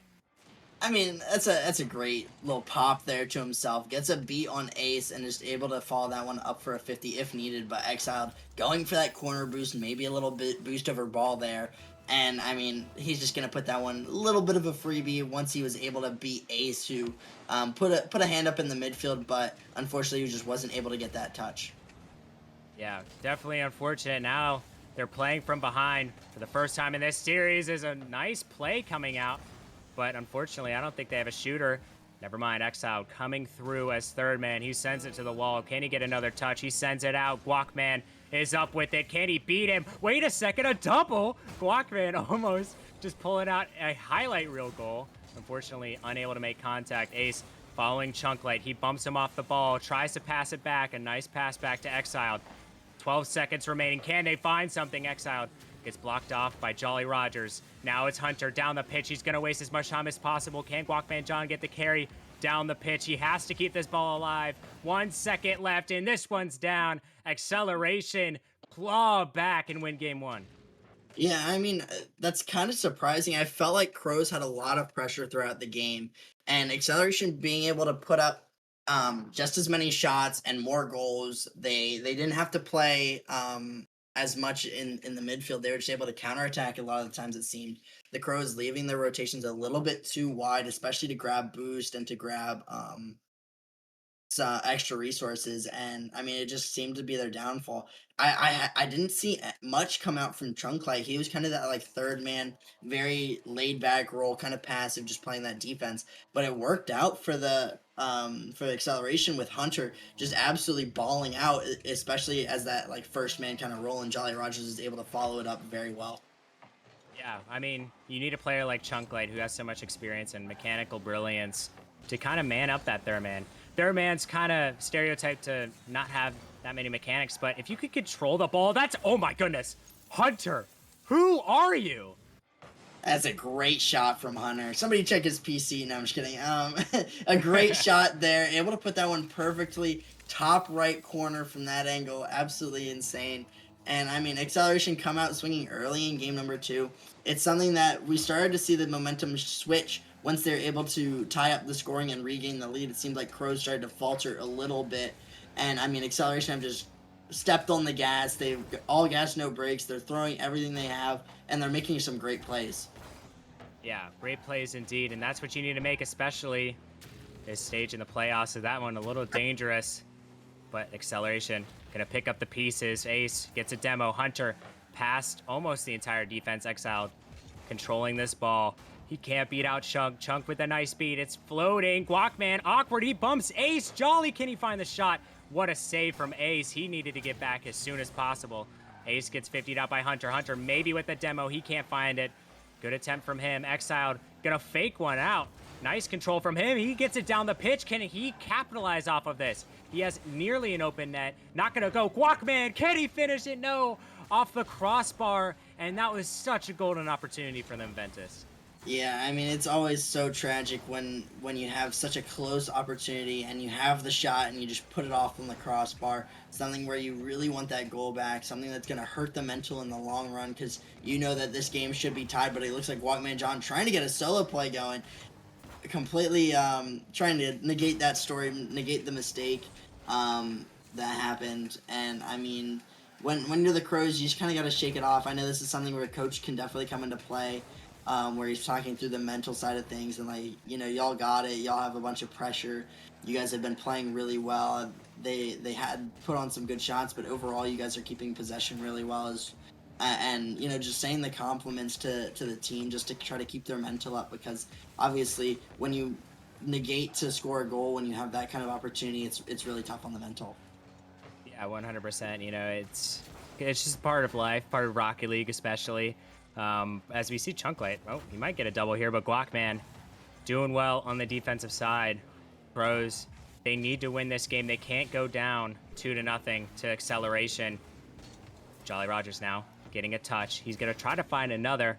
Unfortunately, cannot get that touch. Chunklight off the sidewall. Can he follow it up? He maybe doesn't need to. Hunter getting one himself. Ace bats it away. Exiled. One touch. He has one to beat. Now two. Jolly with the backflip. Chunk, can he beat out the third man? Nice challenge from Ace. Getting there. Jolly over to Chunk. This might go in off the crossbar. Exiled. Gonna send it to the side. Hunter, a nice demo. Jolly, can he take the shot? Oh, it's just barely off. Chunklight, he can't find the shot. And it seems like Acceleration continue to find ways to threaten. Yeah, I mean, Acceleration had so many close chances. It looked like Jolly Rogers had to play that shot from the side of the Crows and respect the ability that the Crows were going to be able to block the shot, because there was a player already from the Crows that was pre-jumped that touch. And, I mean, unfortunately, when you have to try to just play a 50 and then the guy doesn't touch it, it's absolutely devastating. But Chunklight getting a shot off of a pass in the midfield from Hunter, putting Acceleration up 2-0. What a pass from Hunter. High IQ play over to Chunk. Chunk, way to be there. And he slots it bottom left. 2-0 now. Acceleration have scored 5 unanswered goals in 2 games. Can they continue this? I mean, for the Crows' sake, I don't think they want them to. As Chunk takes another shot and splash, it's in the back of the net again. Yeah, I mean, Chunk, finally, we start to see him get involved in the offense. He was a little bit non-existent. I mean, he didn't have to do much with Hunter and Jolly Rogers playing so well together in that game, number 1. But Chunklight stepping up, being that big shooter where they've been able to create some passing plays. All 3 of Acceleration's goals have been assisted by different members of the roster. And, I mean, they're playing very coordinated Rocket League. As we see Chunklight on 0 boost, and he has a hat trick. What a play! Yeah, I mean, Chunklight, you don't have to do all that. A great flick, just perfectly in place where you can get back to it. Picks up an extra pad, able to get the shot. Exiled, not really expecting it. Expecting the 0 boost kind of catcher or the 50. And, I mean, Chunklight just able to get the beat. Having a hat trick. I talked about him not having a big game 1, but he's having a big game 2. Oh my goodness. Now that's 7 unanswered goals from Acceleration. They want to keep this going as now, oh my goodness, that was almost the 5th goal of this game. That could have been real deadly. I think honestly for them, don't even park the bus. Just keep doing what you're doing. It seems to be working. Crows have very little response at the moment as Guacman sends it down. He's getting boost, but his teammate gets demoed out. Chunk just barely off. Hunter sends it out. Can Jolly get there? He does, but gonna have to 50 out Ace for that one. Guacman with one. Gets a beautiful 50. Now Hunter has to race for it. It's bouncing awkward. Oh my goodness, Exiled. What a shot from him. And now the streak is over. Yeah, and that's a great read by Exiled. One that Hunter wasn't able to read at first. Jolly Rogers wasn't able to get there in time. And, I mean, there's also a player running interference on Jolly Rogers, trying to get a demo on him to free up the net even more. But a great shot. I mean, being able to put a great shot from there at top bins on the net with a bunch of speed is a very difficult thing to do. But Chunklight's having himself a game, let me tell you what. 4 goals, this guy can't be stopped. I mean, his last 2 goals have been flashy as all get out. I mean, look at that play. I mean, that's a high-level play. I mean, especially for novice. I mean, that kind of mechanical brilliance doesn't come around too often, and I'm glad for Chunklight. It's coming when it matters most, as he's having the game of probably his entire season so far, as 17 seconds are left. Hunter just gonna send it down. Chunklight gonna shoot it top left, and Hunter, the facilitator, he just might be Hunter at this point. Yeah, I mean, Chunklight absolutely just playing the training packs and the shooting packs over and over and over again. I mean, the amount of times where he's just bounce shot it perfectly into the top right, top left, bottom right corners. I mean, this dude's on to something. Couple flashy goals, 5 goals to his name, 9 shots. I mean, Acceleration are out shooting 15-4 right now, which is absolutely insane. Acceleration, absolute pure dominance here in game number 2. And I mean, if I'm the Crows, you gotta call a timeout here because I don't even know what they need to change. I mean, they just look so panicky. They look so broken down. Acceleration has been able to pick them apart on offense, use their speed to their advantage, take the boost. And I mean, they definitely need their coach right now. Yeah, they called the timeout just now, so they're going to have a minute after this next lobby loads up to talk about things, and I think that's a perfect timeout call. I mean, you're down 2-0. You just got beat 6-1. I mean, and unless the Crows are Vortex, I honestly don't see a way for them to come back into this one, to be completely honest. They just haven't looked like themselves. I mean, those first couple of minutes in game 1, they just looked absolutely stellar. I mean, the plays were coming out. They seemed confident. They were putting chances on the net, but Acceleration ever since then have been locking it down. And everyone on their team has been doing their jobs. It's not been one player. Obviously, Chunklate had an insane game, but last game, it was Hunter absolutely dominating. So, Jolly Rogers, you're up next to bat, buddy. Hey, I mean, Jolly Rogers had a great game 1 as well. I mean, he was able to capitalize. Maybe he stole a goal from Hunter and had to make him deal with an assist. But I mean, Jolly Rogers also had a great game there for himself in game number 1. I think he had like 450 points, 2 goals, 1 assist, a couple saves in there. I mean, he had a great stat line to each his own. And I mean, this whole Acceleration roster stepping up big when it matters. And I'm really looking forward.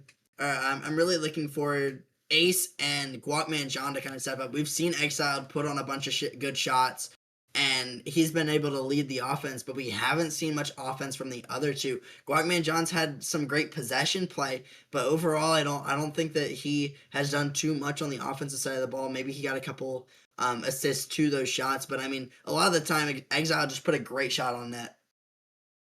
As we see Ace leaving the match, are they going to go for the substitute? They have North in their back pocket. He has won a novice chip. I know at least one, so he has some. Oh, and here he comes. North is coming in for the Crows, the savior for the Crows. Can he be that guy? He has the experience, especially in the postseason. He's going to have to show out against this Acceleration team who looks pretty much unbeatable right now, as we see a little bit of some server issues, but I don't think it's going to affect them too much here. Exiled can't find the touch. It's now Chunklite. Tries to get it down. Guacman gets it down himself. Jolly. Nice touch from him. Exiled. Sends it off the backboard. Can he find another touch? He does not. Guacman. Wait, Chunklite's AFK. It seems like there might be some issues going on as Chunk asks for a server reset. Are we going to get one? Yes, we are. As you know, that game 3 was short and sweet. You know, that's just how we like it around here. But yeah, as you can always ask for a server reset. Just a little PSA before the first goal is scored. At least I think that's how it goes. But yeah, definitely a good call from them, and especially to give them more time to talk about things. Especially since North came in so late. I think he got a little bit like warmed up, right? But I think going into this true game 3, I think he just has to be that kind of captain, really. He has to be that leader. And I don't know if he's the captain of the Crows, but he's going to have to act like it if they want to come back into this one. I'm sure there's a lot being said right now, but Acceleration have just looked unbeatable right now. This is absolutely, like you said, Ventus, pure domination.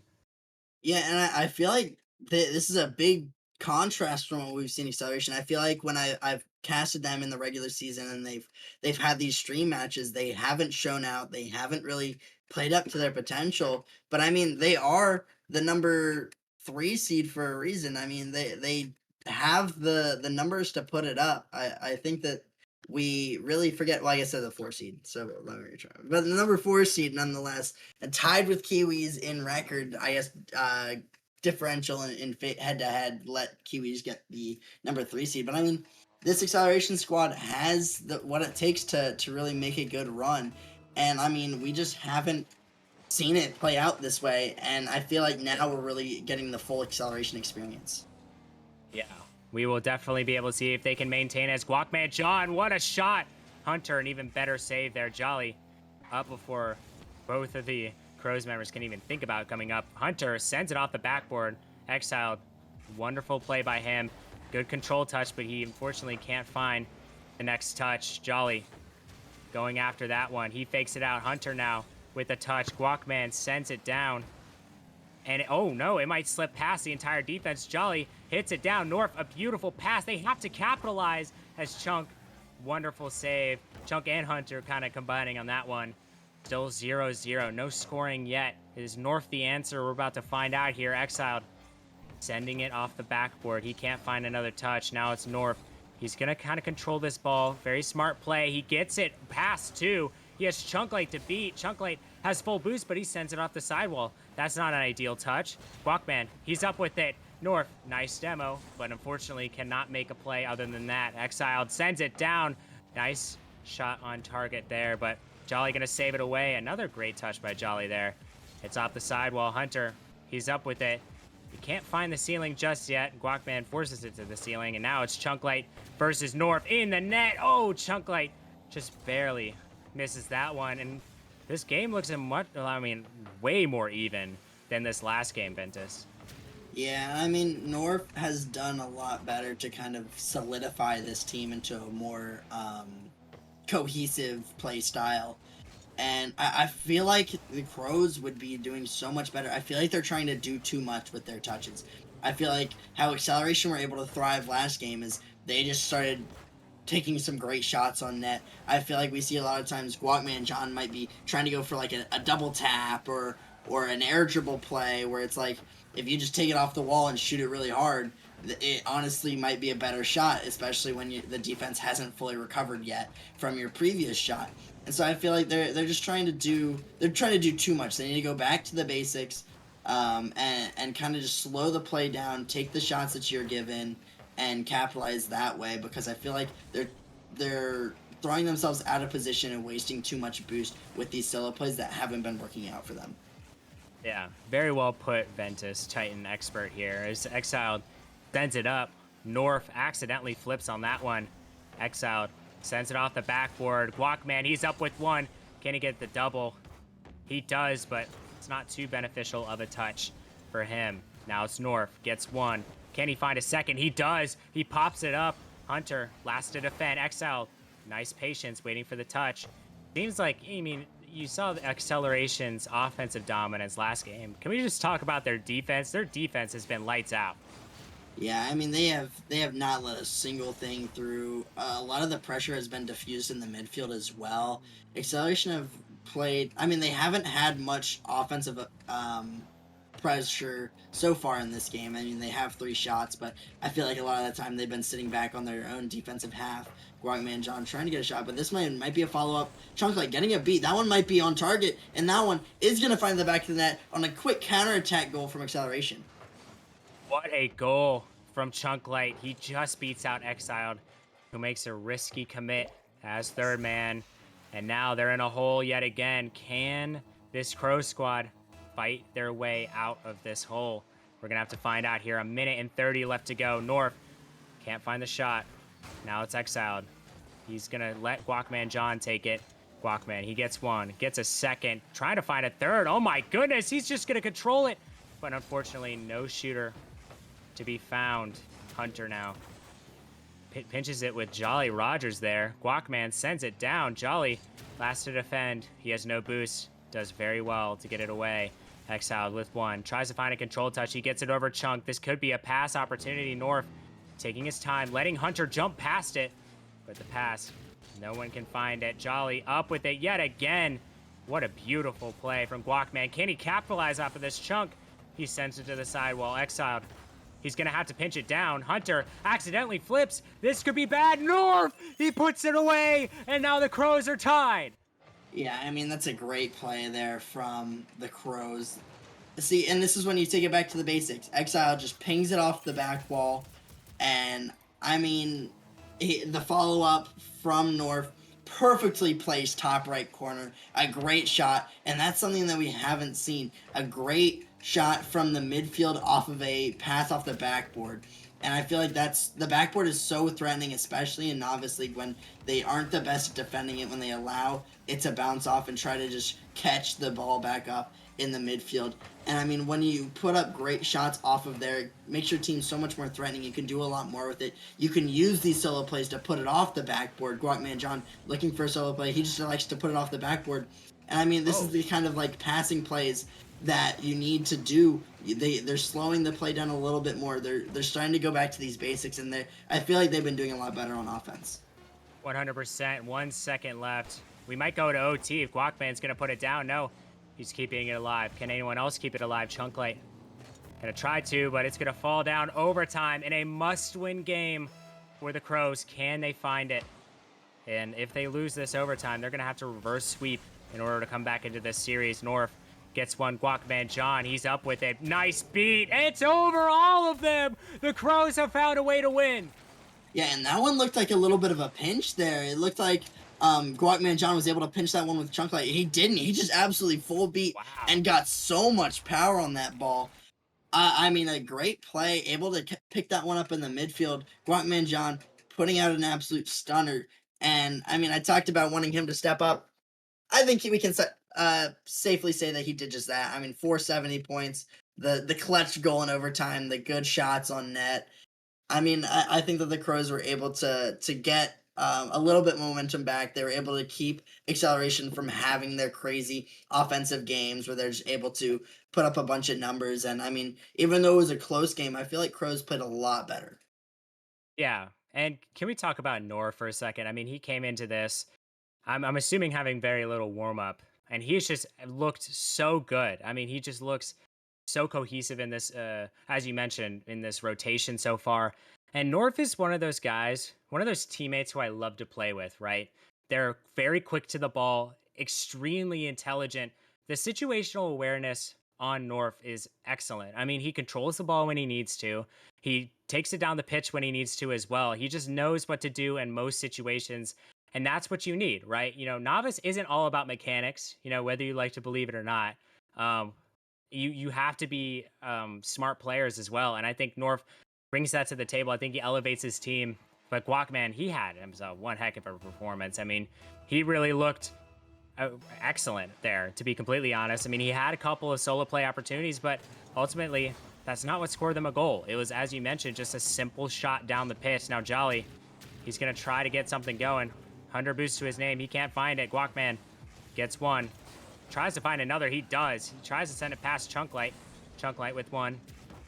Can't find it. It's over to Jolly. Wait a second. This could be bad. North over to Exile. What a pass. Oh my goodness. What an even better save, but it doesn't matter. North is going to put it away. The Crows are flying away. Yeah, I mean, it looks like an awkward touch from Exile, but luckily North just able to pick that one up perfectly, and he gives a great pass to Exile, putting on a great shot as well, and forcing Hunter into such an awkward save where he's not able to get any speed off into a direction of the corner, and it allows the ball to sit in the midfield, allowing North to follow that one up on his own. He created the play. It only seems right that he was the one to finish it, as that one almost a shot on target. Chunklight having to dive across the net to save that one, but North absolutely facilitating so much pressure on his own right now. Crows look to try to find another goal, but they weren't able to do so just yet, but they still have a lot of pressure. I think it's even more impressive, definitely considering Acceleration's stellar defense so far. It's not really that many defensive mistakes. It's just more the Crows just outplaying them in the defensive end, you know? It's just plays like that, but it's only a 1-goal lead. You definitely want another one. It's, oh my goodness, almost an insane play. They're definitely feeling each other, and I can tell Acceleration a little flustered right now. As, whoa, Guacman with a nice pass. Can North finish it? No, off the backboard again. Exiled. Smart play as third man. He's just going to sit back. This might be a little dangerous. Guacman, he gets one.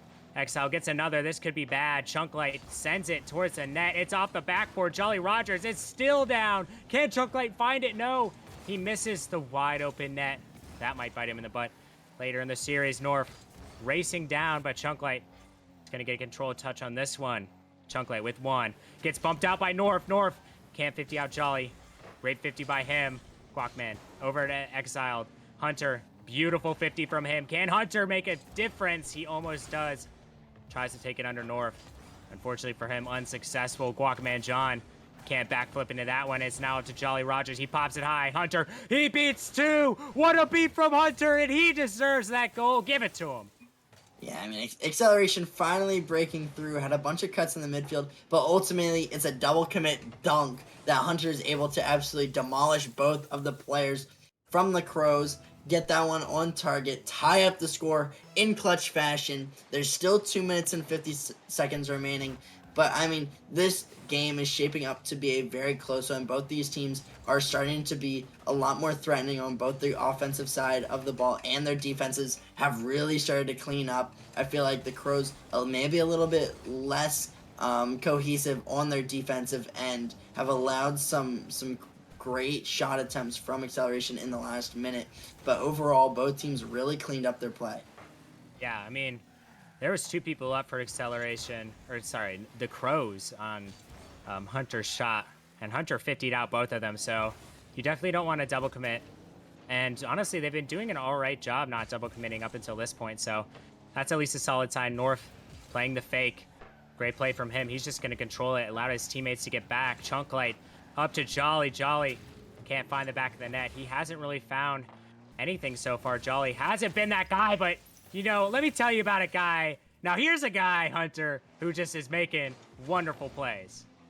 Yeah, I mean, that's a great read on the bounce from the back wall. Able to put that one in the back of the net, giving Acceleration the lead. And I mean, he's definitely been clutch. He's a guy who can just basically play however he wants, get stuff done, makes the clutch plays when we need them the most. And I mean, I just think the glaze is deserved, right, Gallium? Oh, yeah. I mean, that looked a little Mahomey. I mean, wonderful play from him. Wait a second. Chunk Light down the other end. Can he 50 out Guacman? That was a much needed save. What a play from him. Exiled. Sends it up. Jolly Rogers sends it back down. Guacman John sends it down himself, but it's right into the waiting car of Chunk Light. Excellent save from him yet again. Hunter. Oh my goodness! Double tap, and that's his second hack trick in the series.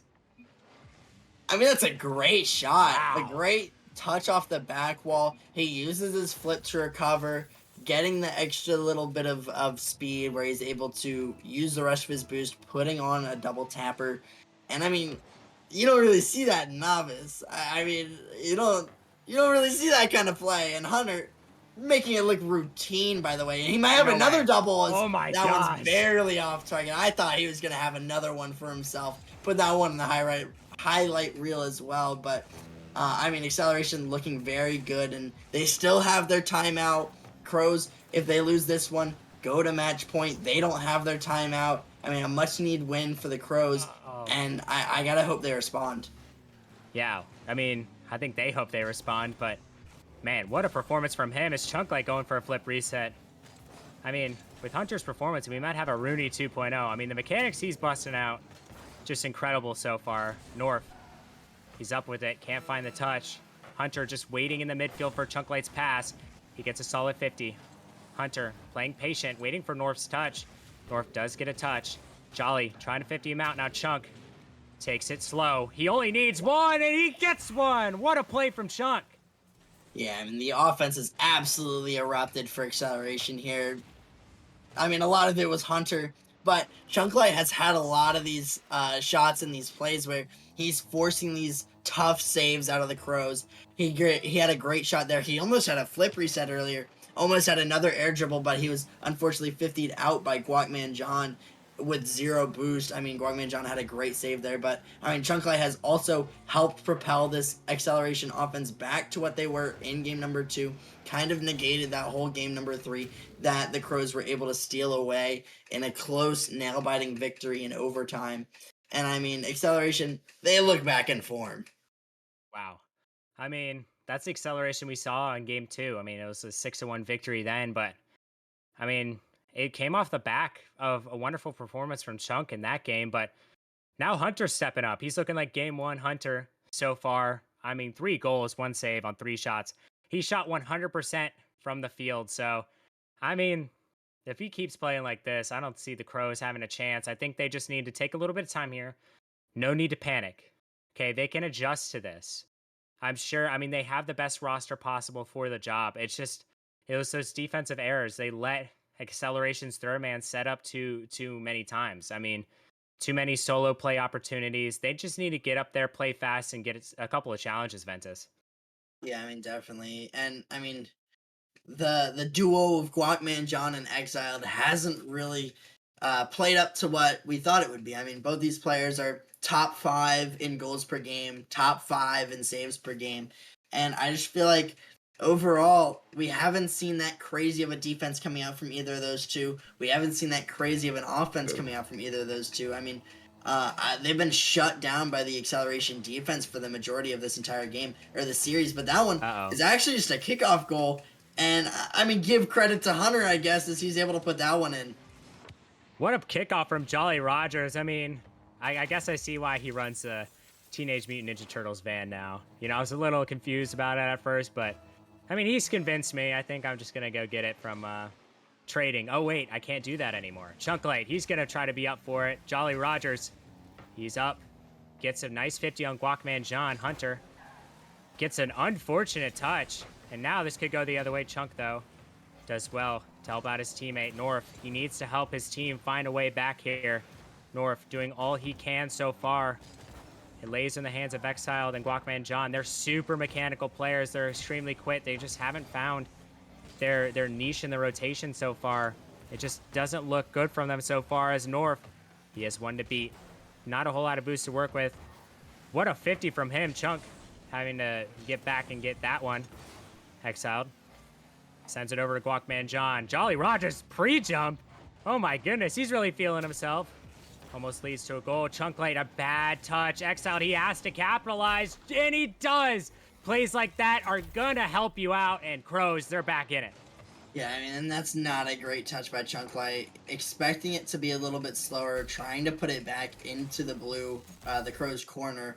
And I mean, when you kind of give it on a silver platter, Exile absolutely slots that one home right around Jolly Rogers. Jolly Rogers not able to get that touch, and the Crows get a much-needed equalizing goal. They can't let anything go to waste. They need to capitalize on every single opportunity that the Acceleration defense gives, because we know how Acceleration, their defense can be. They do not give up anything, and I mean, it looks like neither do the Crows as North getting a great save there, and this could be a counterattack opportunity. Guacman John trying to play this one into the midfield. North looking for a shot, electing to put it crossbar. Exiled getting a 50 on Chunklight, but that one is going to go off target. North looking to start up the pressure once again, but Guacman John is beat out, and this one might be on target for the other team. Acceleration. Hunter gonna find that one all the way from Narnia and put that one in. What a goal from him. I mean, every time he's touched the ball, it's just like super powerful. He's just looked incredible this entire series so far. And he is definitely the MVP of this Acceleration team if they end up winning it. And even if they end up losing, I mean, he's just playing phenomenally. But honestly, his teammates are doing very well to set him up for these plays, right?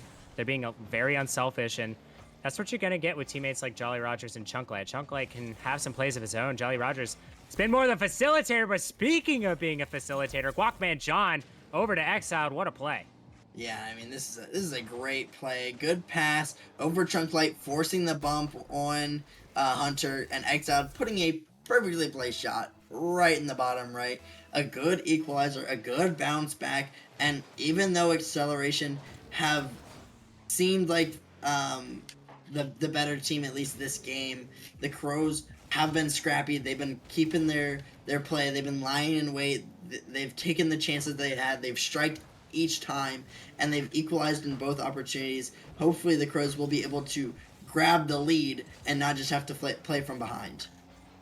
Yeah, 100%. I hope they figure it out soon, as they're going to need to get the lead here to take this game and, you know, not have to go home a little upsetty spaghetti here. Guacman John off the ceiling. Chunklight, wonderful play from him. He gets another one. It's traveling towards the backboard. North, excellent play from him. Jolly Rogers, what a pinch. It just dishes around, and now it's Hunter. Sends it up. Can he get another one? The pre-flip. He can't find the back of the net on that one. North, he has to defend. Last one back for his team. He gets one. Can he find the second? He does. Past the second defender. North battling his way down the pitch. Now it's Exiled, banging it down. Chunklight there to control that one, but wait a second, a nice 50 coming out. Exiled has to be there for that one. It travels up. Can Chunklight get there? He doesn't need to. North, what a play from him. Yeah, I mean, a great shot from North. Absolutely clutch. The Crows take the lead finally. It looks like Chunklight wasn't able to get that read, and North able to find that one, put it in the back of the net. An absolute disaster for Acceleration, who have looked like the better team. Hunter has absolutely played phenomenal. He looks like Marco in game 4 and 5 for the Pineapples, but his team has helped him out a little bit more. And I mean, there's not much more you can do, at least from the side of Hunter.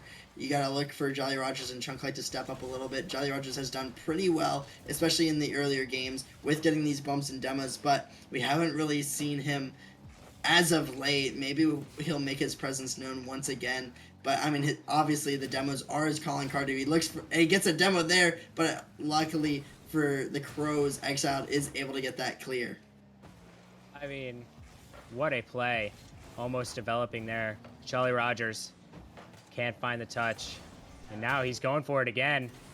Misses. Wait a second. 2 players on Acceleration miss. Now it's North against Chunklight. Going for the 50. Chunklight wins that one. Wait a second. Could be dangerous going the other way. He gets one. Tries to find a second. Guacman. Wonderful play from him. Exiled. Nice control touch. Gets one. Tries to find another. He does. It's falling down. Jolly Rogers sends it back. North now. There to defend. Chunklight sends it out. North. He's trying to find anything for his team. They want that insurance goal. They can't let Acceleration score at this stage of the game. Exiled off the backboard. Jolly. What an incredible save from him. Hunter 50ing out North. Wait a second. This might go in the back of the net. It does! With a little bit of help from Lady Luck. Hunter ties it up. Yeah, Lady Luck is smiling down on Hunter right now. A crazy pre-jump block against North. North playing it right into the hands of Hunter, and that one gonna go straight in off the ceiling. And I mean, absolute devastation for the Crows as they were trying to hold on to their 1-goal lead, but now it's tied. Chunklight looking for a shot. It's gonna be saved away by Guacman John. He's gonna beat 2. This is a counterattack opportunity. He's trying to get a flick, going for a bump, but Jolly Rogers is there. North playing it to the wall. It's bouncing out to the midfield. Chunklight, not a great touch, but this one is going to hit the ground, and we go to overtime here in Game 5. Oh boy, not another overtime. I don't think I can handle it, especially with Acceleration on match point. This is do or die for the Crows here, as Jolly Rogers gets a touch. Nice bang. Oh my goodness. Seems like a lot of pinches are coming out so far. Guacman John over to the side. North. He gets a touch. Chunklight off the ceiling. And wait a second, there's no one in net. Hunter, all he has to do is put it on target. Guacman, incredible save from him. Much needed, especially on the defensive side of the ball. Guacman sends it down. Hunter, uh-oh, a little bit awkward, but wait a second, what a double from him. He keeps on sending it down. North, playing patient, but Chunklight beats him out. Guacman last to defend. Guacman fakes one out, gets the beat on Jolly Rogers. Hunter, he's up. Can he beat 2? He might, as wait a second, some calamities happening in the midfield. The ball is just floating. Jolly Rogers off the sidewall. Guacman. He's sending it down, but not before Hunter can meet him. Hunter with one. Can he find the back of the net? Exiled. He just saved a season with that save. Can they find the back of the net in this overtime? Exiled leaves it for Guacman. Guacman gonna fake it out. Exiled takes a shot. This might be on target. Jolly Rogers. He's been stellar all series long, especially in the defensive end. North gonna find a little bit of a carry going here. Representing Team Canada. Can he make them proud? Wait a second, this might go the other way. North sends it over. This might be a little awkward, but Chunklight can't read the touch. Jolly Rogers up. Exiled finds one. Chunklight to the sidewall. Gets another one. Guacman, can he find it? Wait a second, a little awkward here. Hunter with the shot. Oh no! It goes off the post. Exiled sends it down. We are 1 minute and 45 seconds into this overtime, Ventus. I mean, do you think the Crows can, get this goal to extend the series? It looks like this one actually might be on target, but no, a miss from Exiled, and that ball hits off the post, goes out. Guacman John trying to get another shot going. Hunter looking poised as ever, looking for another shot. He has 10 shots already in this game, 2 minutes into overtime. I think that the Crows can do it. I think that they have a chance right here. North putting it onto the backboard. A double commit coming out. Guacman John looking for a shot, but he's not going to be able to find that one. But the Crows still have possession in the acceleration half. Chunk Light, not a great touch. It's going to go right to Exile. Exile puts a shot on net. Jolly Rogers missed. It's off the post. Chunk Light clears it away, but Guacman John plays it back off the corner, looking for a shot, puts it off the backboard. No follow-up, though, as North not able to get the touch. Crows not able to finalize that goal, and Acceleration hold on with 2:45 in overtime. Oh my goodness. It seems like it's never ending. Acceleration have been on the back foot for such a while now. Guacman John trying to put this game on ice. Exiled. Gonna send it over North. Can't find the shot. Excellent defense from Acceleration late in this game. They're gonna need a lot more than that to get this win. As Hunter tries to send it past Exiled. Unfortunately unable to do so. North bangs it down. Chunk Light gonna get one. Can't find the second. North and Guacman double commit, but this might just work out. It's floating in the midfield. Exiled. Not there for that one. It's off the sidewall. Gets one, can't find a second. North extends, but wait a second. He misses that one. Chunk Light gets a 50. Not in his favor. Hunter sends it towards net. North back the other way. And now it's Jolly Rogers sending it off the backboard. If the backboard was Guacman John, Exiled gets demoed out. North sends it down. Wait a second. What a pinch. Hunter off the corner it goes. Guacman misses his touch. Exiled front flips into that one, and now it's Jolly Rogers. Full tank up boost. He's gonna let his teammates take care of this one. Chunk Light. It's in the corner. Guacman John, what can he do with it? He has nearly a full tank up boost. Wait a second, Chunk Light. He can't get the touch. Exiled. Sends it out. Hunter gets it out himself. Exiled. Over to North. North can't find the touch, and Ventus is overtime's never ending. But Jolly Rogers puts it on ice. Acceleration win in 5. Yeah, I mean, unfortunate for the Crows. They had so much pressure, but Acceleration was just too much to handle. Acceleration move on to the semis. They looked great the entire time. I mean, overall, I think that this is a great showing from Acceleration. I was really proud. I was really happy with their gameplay. I think that overall they were able to hold a lot of pressure. Hunter, I mean, absolutely standout. Somebody check his PC, because I mean that dude is just insane.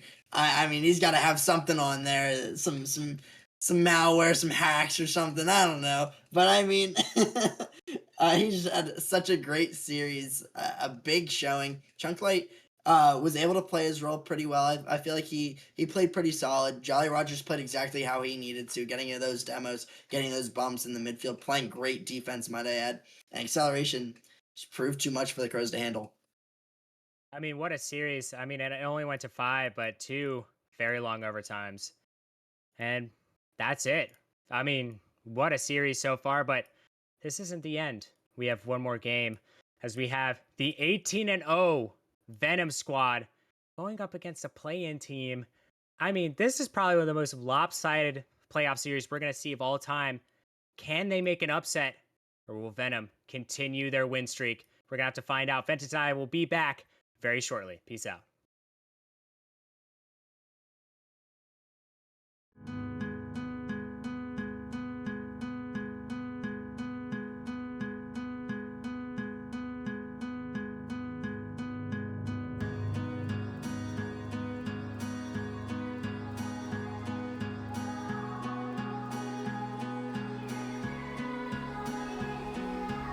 Into the night, the city lights are dancing, slowly falling apart. The shadows causing an outbreak. I'm wishing upon a star. This time I'm feeling stronger, and I know I can do better. The shadows causing an outbreak. I'm turning the light. We're gonna light it up, oh, light it up, ooh, light it up, causing an outbreak.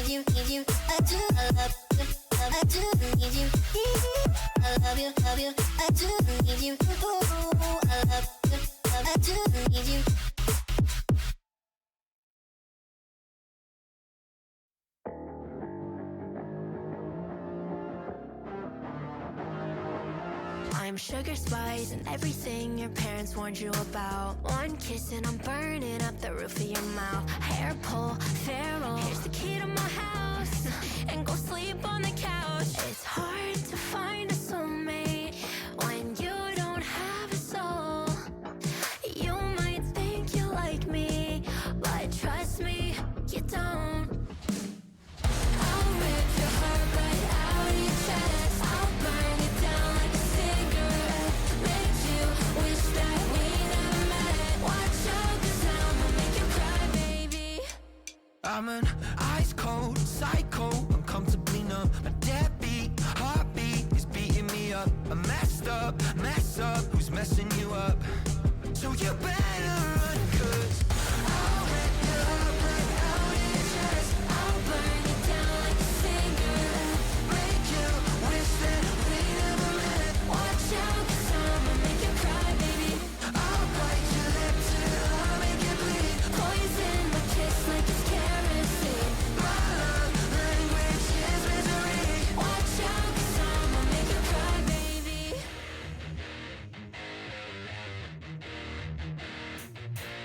It's hard to find a soulmate when you don't have a soul. You might think you like me, but trust me, you don't. It's hard to find a soulmate when you don't have a soul. You might think you like me, but trust me, you don't. I'll rip your heart right out of your chest. I'll burn it down like a cigarette. Make you wish that we never met. Watch out, 'cause I'ma make you cry, baby. I'll bite your lip till I make it bleed. Poison my kiss like it's kerosene. My love language is misery. Watch out, 'cause I'ma make you cry, baby.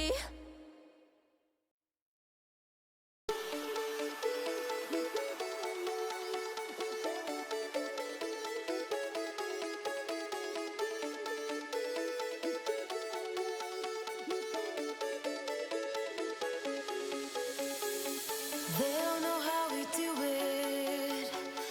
They'll never get it anyway.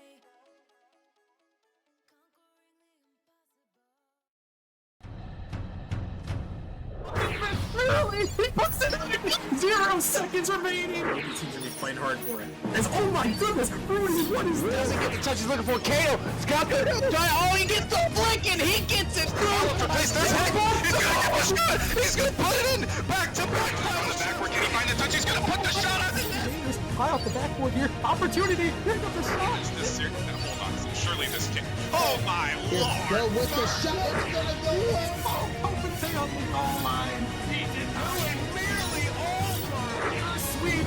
It comes through. The Venom, the improbable, the impossible, the 4-time champions. Hey, what's going on, everybody? Welcome back to the Nemesis Gaming League. Are you excited for Carball? I sure am. And we're going to see probably the most David versus Goliath matchup I think we're ever going to see here. And I'm, of course, joined by a different Ventus than last game. How you doing? You know, I'm doing good. I'm just Ventus's clone, his twin, the evil twin, obviously. But Yeah. you talk about David and Goliath, and I mean Venom, the 18-0, the undefeated regular season team. Kopentai, Yukio, Fort, absolute domination throughout the regular season. There wasn't really a thought that they were gonna lose it the perfect season. I mean, when they were 9-0, I was like, yeah, they probably got it. But you know who also was thought to have it in the bag and then lost? Goliath. I mean, you know, you said it's a David versus Goliath. I think that if anybody could do it, maybe Dissolve can. They're the David. They have their slingshot. I mean, if they strike first, they strike hard. The Goliath might topple. You know, instead of putting a rock in that slingshot, I think they're going to have to put like a boulder, like spikes on it, to take down David or Goliath. Sorry. Whoops. But pertaining to this match, I mean, realistically, Venom should not drop a game. They've looked dominant all season. You have Yukio Takada, who has been on Venom in their championship run last season. Same with Fort, who's been there. Both excellent Challenge League players. Then you have Kopentai. Kopentai is the best Challenger League player. There's just no debate. I don't want to hear it. Matter of fact, he'd probably be a mid-tier rival player, if I'm going to be completely honest with you.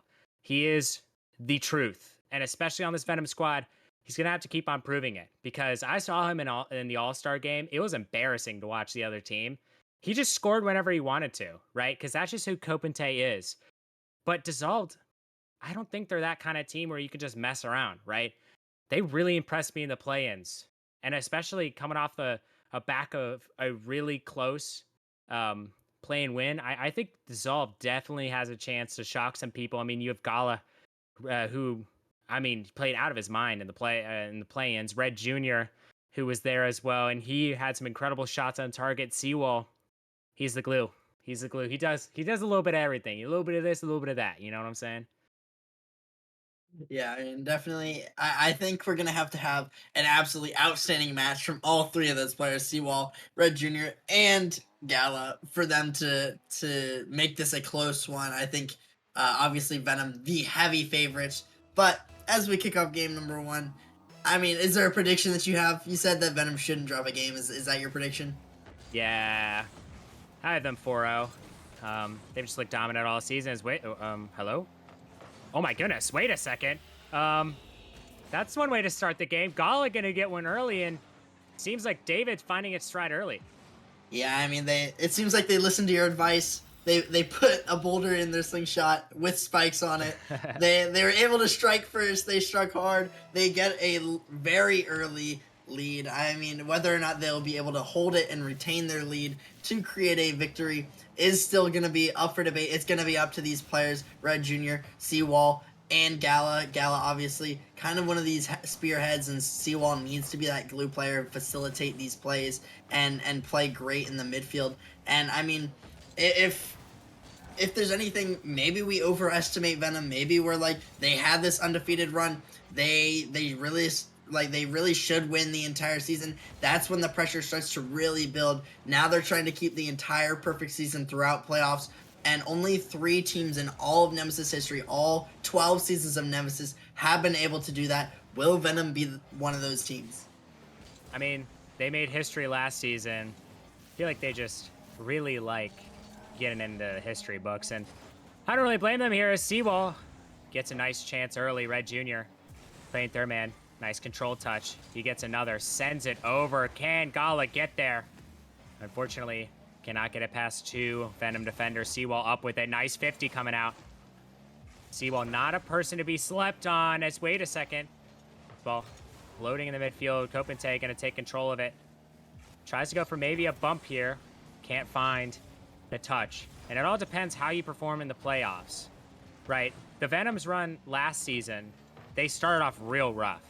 I think they went to game 5 against a team in the play-ins and then like didn't drop a game the next like 2 actual playoff games. So they don't start the most hot, I would say. Is wait a second, Fort trying to find the back of the net. Almost gets there, but Ventus, I'm not gonna lie, I mean, this Dissolve team's putting on one heck of a fight early. Yeah, I feel like Venom is just playing very panicky for the team who's the heavy favorite. And Uh-oh. you know, I'm just gonna eat my words. Yukio absolutely stuffing that one, putting it back in the net. An equalizer for getting a pop to the pre-jumping Yukio. Whether that was a double commit or not, who cares? Yukio is able to dunk that one home. I mean, I talked about Venom being a little bit panicky, and I mean, we see a bunch of double commits coming out early. I wonder if Dissolve will be able to capitalize on them, but with how well Venom are able to recover for each other, to play off each other, to cut for each other, it's going to be very difficult. Those windows are going to be very small, and Dissolve has to play very, very good in order to capitalize on them. Yeah, they sure do. As Yukio taking a control touch, rolls to reverse. He's the one getting 50'd out in his own zone. Kopente tries to find the touch. Red Jr. gets one. Can he find the second? He doesn't need to. Seawall flies past that one. Red Jr. can't find the touch. Seawall gonna make a touch there. Gala now gonna send it into the midfield. Kopente there to recover it. Kopente doesn't have a whole lot of boost, but I don't think Dissolve knows that. Yukio up with it. Gets one. Can he get a second? What a play from Yukio. Gala gets a nice touch. Yukio almost with the finish there. Yukio has been a stellar player in Chally for multiple seasons now. Definitely one of the premier players in the league. So, I mean, he's definitely a player to look out for on this Venom team. And so far, I mean, Venom looks to kind of want to strike back here. What a save from Seawall. That was a massive one. Yeah, I mean, absolutely so necessary. Dissolve put a masterclass in defense. And, I mean, Seawall did just that. But it looks like Kopente looking for the double off the ceiling. Not going to find it. Four gets demoed. This might be an open net if Red Jr. can get back. But he's demoed as well by Kopente. And Venom, hang on. Survive the counterattack from Dissolve. And, I mean, they had some crazy potential shots with Kopente going up for a double touch off the ceiling. And this might be another shot opportunity as Fort puts off the back wall. Yukio puts that one on target with Seawall, making the save. Kopente looking for the follow-up, gets the reset, tries to go under, but that one saved away by Red Jr.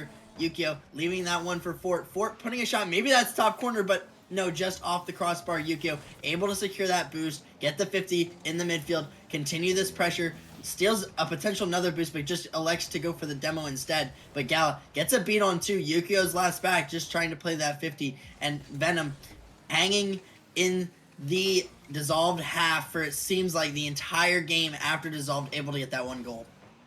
Yeah, it seems like they're finally finding their stride here. I mean, so far in this game 1, 9 shots on target. This might be a shot here if Kopente can get there. Nice 50 though. And now Fort, who happens to be a white boy, is gonna take the ball in his own end. Yukio sends it down. Can't get another touch, and now it's up to Red Jr. Kopente sends it off the sidewall. Gala, he has an opportunity here. Yukio, little slow back, but he gets there eventually. Nice play from him. Honestly, Yukio's looked the best out of this Venom team. I mean, he looks the most prepared. As Kopente almost just made me eat my words. I mean, it's not really a surprise at this point. The shots he's capable of hitting, but uh-oh, he has half a tank of boost here. Oh, a nice pinch. Red Jr., he's gonna have to hit it to the ground. Yukio keeps it up though. Gala keeps it up as well. And we enter overtime here, Ventus. Do you think Dissolve can maybe squeak out a win here? I mean, I think it's absolutely insane if they are able to take the lead in the series, take game number 1, prove that David and Goliath series. Venom was able to do it. I believe was it the number 8 seed or the number 9 seed last season? They were able to do it, and nobody thought they could. And I think they were 7 and 11, right? Yeah, I mean, they were definitely at the bottom of the play-ins, and I mean, they were able to come back and stun everybody last season. Maybe it's Dissolve's turn. Maybe this is Venom handing the torch to Dissolve. And I mean, Dissolve has played such great defense. Venom obviously having all of the pressure throughout the game, but Seawall looking for a potential shot there is Yukio. Gonna get a free easy clear. Gets the reset, looking for the double. It's gonna go under Red Jr. Gala, having to dive across, make that save. A pass out to Kopente. Kopente taking the possession, looking for a pass in the midfield, looking for a bump, does get it, but that one not going to be able to do anything. Yukio plays it right around one, and with a minute into overtime, I think Venom's pressure is going to be too much. Yeah, it's starting to look like there's some cracks in Dissolve's defense. Just seems like everything Venom's doing is working right now as Kopente pre-jumps. Unfortunate Fort pass. Kopente trying to find everything himself. Now Gala down the other end. We need to see a highlight reel play from him in order to take this game one. He sends it down. Can't Seawall be there? Yukio. What a save from him. Much needed for this Venom team. Red Jr. sends it off the sidewall. Seawall. I mean, this Dissolve team is going to be a hard nut to crack, especially since they've been playing well on defense this whole time. But Gala off the backboard. Red Jr. sends one back, but Fort going to be there to save that one. Fort, 0 boost remaining. Gala's going to beat him out here. Kopente sends it down. Yukio with the redirect. Seawall. What a play from him. Seawall so incredibly fast and absolutely a menace on the defensive end. Fort now the other way. Gala over to Kopente. Kopente sends it up high. Off the ceiling it goes. Red Jr. can't find the touch, and now it's up to Seawall. He fakes it out. Red Jr. sends it up. Seawall, he's playing a little patient here. Yukio sends it up yet again. Kopente over to Fort, top left. Oh my goodness. What a save from Red Jr. And I mean, this is all defense is clamping them right now. Yeah, I mean, we're saying a David and Goliath, but I mean, Dissolved has been blow for blow. I mean, they've been able to hang on to the Venom pressure. They have not crumbled. I mean, they allowed 1 goal, obviously, but I might be eating my words as Yukio looking for that double touch, but Seawall already there on the back wall. And I mean, the Dissolved roster has really looked so good on defense. They've been able to keep up hand in hand with Venom, who's that undefeated team, and this one might have been on target, but just off target. Obviously, Fort playing that shot on, making sure he had the save if it came to it. But Gala putting a rip roll net, that one bar out, not on target. Yukio able to get the save. It looks like Venom just got bailed out of a goal. Yeah, they got bailed out of 2 goals as Seawall almost had one himself. Yukio and Kopente gonna collide here. Fort has to recover. What a touch from Fort. Seawall gonna fake it for Red Jr. Red Jr. sends it down. Gala and Red Jr. helping each other out. Seawall avoids a demo from Kopente. Red Jr. sends it down, giving them some time to collect some boost. Gala up with it, forcing Kopente. Fort sends it down. Seawall there for the stop. And he still has some boost to work with. Yukio, what a touch from him. Seawall, a great save coming across the face of the net. Red Jr. sends it up high. Gala, he's up with it. Fort sends it in the midfield. Kopente, he pops it high. Into the corner it goes. White boy Fort, he sends it over. Kopente, back to Fort. Seems like they're doing a little too many passes here, Ventus. Yeah, I mean, it seems like they're trying to do a little bit too much. They have all this pressure, but they just haven't been able to break through. As Red Jr. might be first to this one. Fort making the save. Absolutely devastation for Dissolved, as it looks like that potentially could have been that ticket to the game win, but Venom still being able to hold on to their defense, not allowing these counterattacks to happen. As Kopente looking to clear this one out, gets 15. Seawall, maybe a double tap. This one is off target, but Gala with the foul. Good. Dissolved take game number 1 in absolute crazy fashion. Dissolved coming out with one heck of a performance. Seawall down to Gala with an insane shot. Seawall, I mean, it looks like he hit it for a second. Gala, way to be there. And Dissolved, despite the odds, take a game. Now, we're just left to wonder, was that a fluke? Or can Dissolved replicate that performance, Ventus? Yeah, I mean, they honestly Dissolved at the end, caught up in the shots. Venom had 14. Dissolved were able to get 11. I mean, that's an absolutely crazy game. I am honestly so impressed with Dissolved. Obviously, this is going to be a long series. They are going to have to continue to claw back and forth. But, I mean, a great game 1 here. Getting at least a game. I mean, you talked about Venom shouldn't be dropping a game, but when Dissolve looked that good, I can't blame them. Dissolve, absolutely crazy defense, able to hold on, connecting, stopping these passing plays before they can even happen against Venom. I'm just in shock by how well Dissolve played. I mean, I'm not too surprised, but I just thought so highly of Venom. I mean, especially after the season they had. Can't really blame me there, but Dissolved, they're playing probably the best I've seen them play, and they're going to need to continue that. It's all about consistency here as Kopente takes it high. He's going to try to get a little mechanical on them, but I don't think that's what's going to score them goals here. It hasn't really worked. Yukio sends it down. Gala, a nice touch from him. And now it's off the sidewall. Can anyone find it? Fort does. Kopente, a little bit of an awkward catch. He gives it to Fort instead. Fort fakes out Seawall. Red Jr. now. Can't find another touch. Kopente off the ceiling. Tries to go for a reset. You can't really find that one. Gala over to Seawall. Seawall, oh my goodness! Highlight reel goal from Seawall, and it's 1-0 Dissolved. And Dissolve taking the lead once again in game number 2. They showed out big, got the clutch victory in game number 1.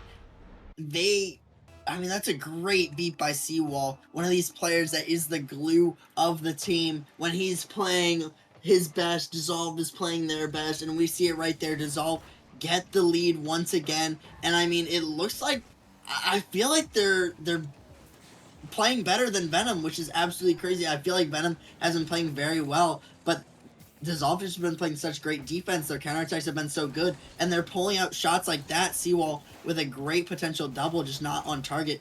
And Venom has not been able to hang on. It just seems like Dissolve's comms are incredible right now. They're calling each other off. They're letting each other know where the opposing team members are. And wait a second, this could be bad. Seawall, full tank of boost against Yukio. Tries to send it in. 150 from Seawall, and he has 2.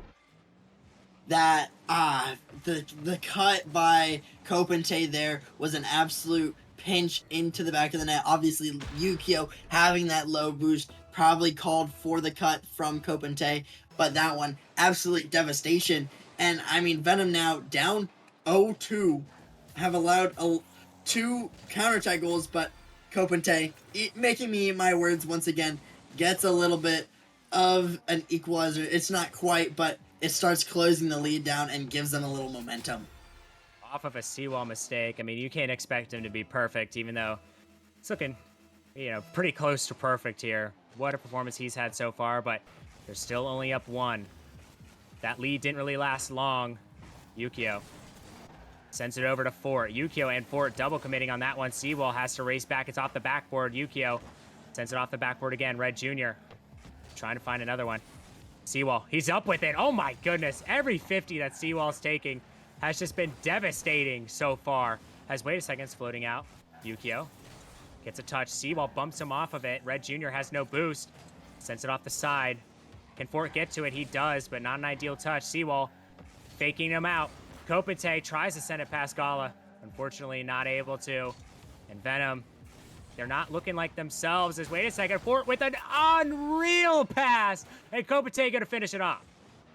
That's a great play from Fort. Gets the pre-flip into the catch on the back wall. Goes for the bump, and Kopente already pouncing on that one. Able to read that play so well. The comms there cleaned up. Venom equalized. And now this is the Venom we're starting to see. They're breaking down the Dissolve defense. They're getting these beats.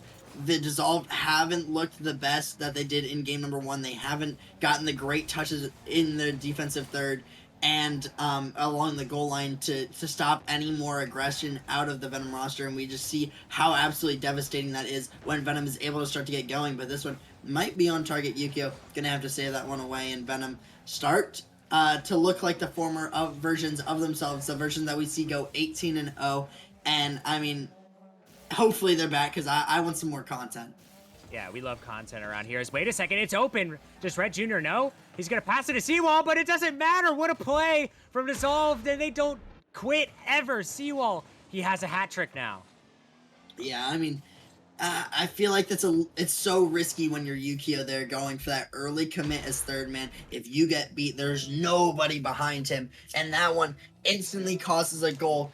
I feel like the Venom getting a little overzealous. I feel like they're getting a little panicky as well. They realize they haven't been able to score their normal stuff against a team like Dissolve. They're kind of panicking. They need to score again. Kopente is going to do that for a good pass once again, but I feel like they're getting caught out on the counterattacks too much. I feel like they're sending everybody upfield. Yukio's not playing patient enough as that third man, playing way too aggressive, and I feel like it's allowed Dissolve to even though they aren't playing at their best, keep up with Venom. Oh my goodness, what a pitch! No way that goes in. Off the backboard! Oh my goodness! This is an insane game from Seawall!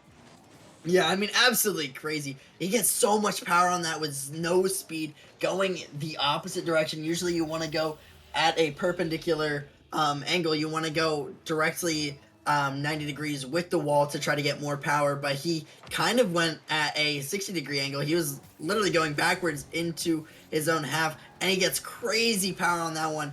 And it's going to, unfortunately for him, it wasn't straight on, but his teammate Gala was able to help put that one in. And I mean, absolute crazy for their 4th goal. And this one might be a 5th, as if Seawall can put this one on target. Fort is back, but he's 0 boost, and that one is going to find the back of the net. Dissolved, take a 5-3 lead, and Seawall having in himself an amazing game. Yeah, I mean, he just dominated Kopente on that. Kopente expecting the touch over to him, but Seawall just got it right behind him and drove it up the wall himself. That is that's 4 goals for Seawall and an insane assist. So, I mean, he 100% has 100% goal participation rather. And Venom, they need a response here. I don't think they want to go down 0-3 like they did in the grand finals here. I think they want to take this game. Gala sends it up.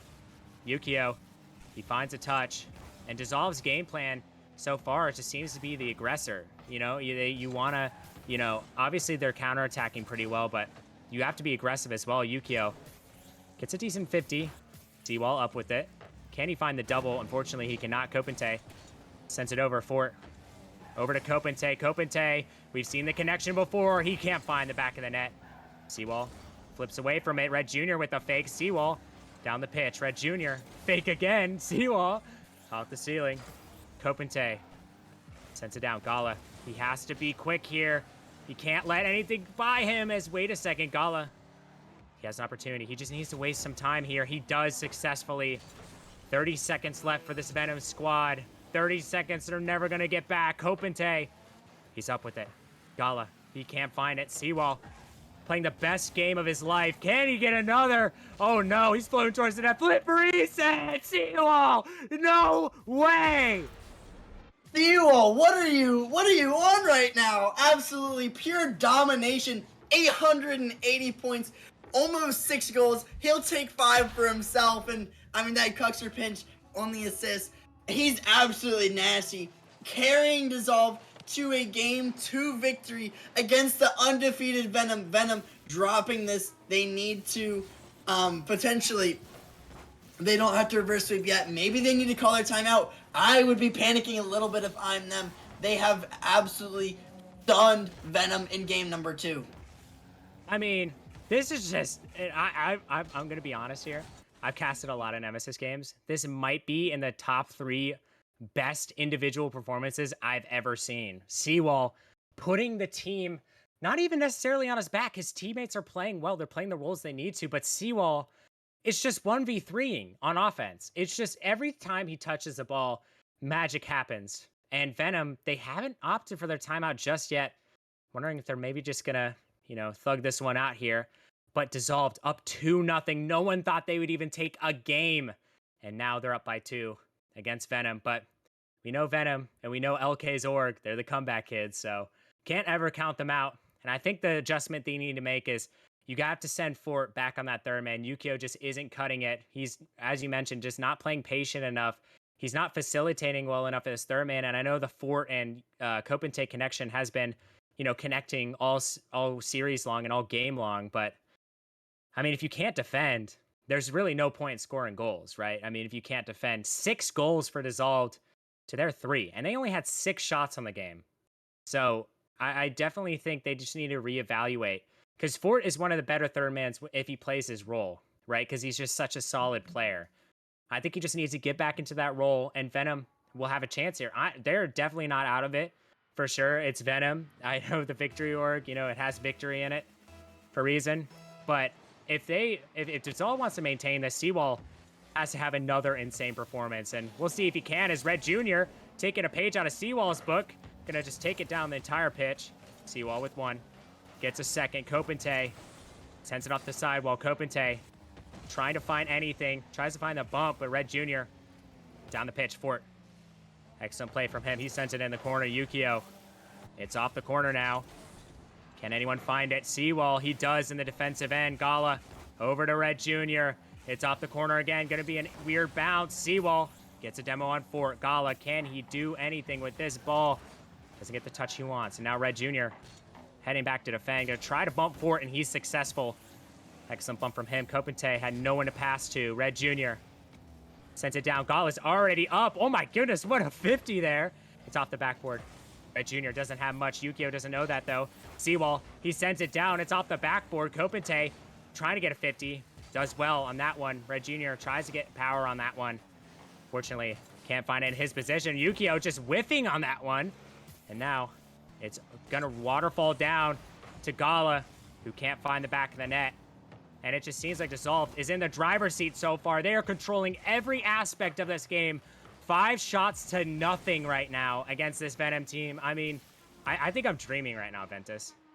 Yeah, I mean, it seems like it should be the other way around, shouldn't it? I feel like Venom, the #1 seed, the favorite, known for their aggression, known for their offense, and absolutely struggling right now, having to be forced onto defense, making saves over and over again, as Seawall looking for a pass mid, not going to find it. For getting a pass, it's actually going to be 50 with Gala. Kopente looking for more bumps, but I mean, this is not what we expected at all going into this series.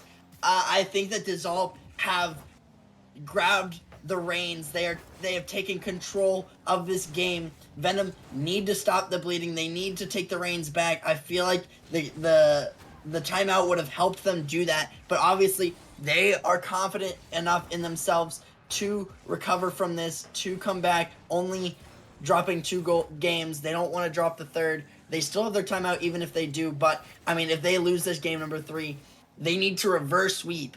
I mean, we've seen it in the grand finals. Venom was able to do it, but will they be able to do it in this scenario? I mean, the unsung hero for this Dissolve team has to be Red Jr. On the defensive end, I've never seen a player be able to dodge demos better than he has. He's just like floating off the wall for them. I mean, he's just avoiding them any means necessary, and it's what's keeping Venom from scoring, right? You know, he's still in the play, so they can't get it past him. What a performance from him and Gala. He's been that reliable second man. So good when Seawall needs him the most. Gala up with it. Can he get another? He doesn't need to. Red Jr. gonna cut that one. Can he fall on it? Almost gets a pinch into the back of the net. Yukio doing a little bit of some aerobics right now. Seawall gonna try to find a shot. Can't find it. Red Jr. gets it past Seawall. Can he get the bump? Excellent defense from Kopente. Kopente needs to be this leader. Kopente, he was on the other end of that reverse sweep on the Samurai. The net's wide open. Gala doesn't miss those. And now Dissolved up 1-0 and 1 game away from being up 3-0 in the series. Yeah, I mean, that's just a bad touch from Yukio. It leaks back into the midfield. Gala and Seawall are both in the play. And once again, we see Venom.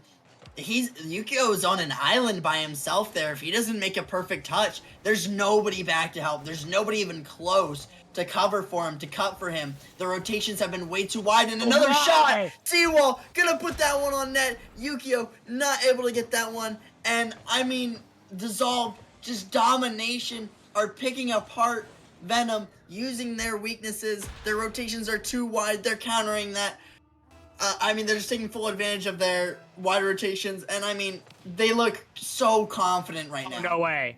Oh, my goodness, this might be another one. Wait a second, Gala, he puts one away again. But on that previous goal, I just have to shout out someone. Red Jr. with probably one of the most insane infield passes I've ever seen. What a play from him. But Gala, see, he's just, this heads-up awareness. He's netted 2 goals because he's right there. Wherever Seawall or Red Jr. needs him, he's right there to assist. Then this is embarrassing for Venom so far. This is an absolute embarrassment, especially because Dissolved hasn't been a team for a while. I mean, Seawall got traded mid-season. This Venom team has been with each other for 18 games. And this is the kind of performance they're putting on so far. They really, really need to call a timeout after this, but maybe they don't need to. Kopente finds one in the back of the net. This might just give Venom some life. Yeah, and I mean, I feel like there's something not clicking with Venom. I feel like Yukio has not been playing with the Venom team. I mean, we talked about Fort and Copente being able to link up, but we talked a little bit about how Yukio was kind of way too aggressive as that third man, but they're just not on the same page as Red my. Jr. Gonna get another goal. Seawall, a third assist, I believe. He has a playmaking badge and a goal to himself. He's having himself another crazy game, picking apart the Venom defense seemingly all by himself. Fort, the only semblance of being able to stop them, having 7 saves on defense, but Venom have only gotten one singular shot, and it was their one goal. Kopente and Yukio have been miserable this series. Kopente only putting in a couple of open nets, but on the defensive end, like you just saw, Fort is the only one doing anything. I mean, Yukio and Kopente are getting dominated right now. Look at the play coming out from Seawall over to Red Jr. Red Jr. having himself a game, 2 goals, 1 assist on 7 shots. He's been absolutely lighting up this Venom squad. I think they can call it here. I think this Dissolve team has just gone up 3-0 against Venom. And this isn't like the Samurai series, right? In the grand finals. This isn't, because the Samurais didn't outplay Venom. Venom just outplayed themselves. And yes, Yukio and Kopente haven't looked amazing. I just think Dissolved has just looked like the better team. This is just a better team beating a worse team in this certain scenario, as there is Nemesis history about to happen, as they're up 3-0. They're 1 game away. They have 4 chances, 4, to win a game and send Venom home. They are calling a timeout, but I think that timeout's a little too late. I mean, it was a bad call to not go for the timeout. I really don't understand that call, to be completely honest. And now they're calling a timeout with a reverse sweep in mind. LK is going to have to talk some sense. And then, I mean, he had an insane comeback with Vortex, and all of his teams have been so good, except for Vipers. Sorry about that. But, I just think Seawall has just been playing absolutely out of his mind. There's just nothing Venom can do. They just have to adjust how they see fit. They're not playing with their instincts right now. They're using too much of their brain, right? They just need to become brainless players, right? They just need to let their instincts kick in and really focus on those rotations. You don't need to do anything fancy against this Assault team. Yeah, I mean, when Seawall is just able to pick apart the defense at will, I mean, 4 assists, absolutely insane, and a goal on top of that.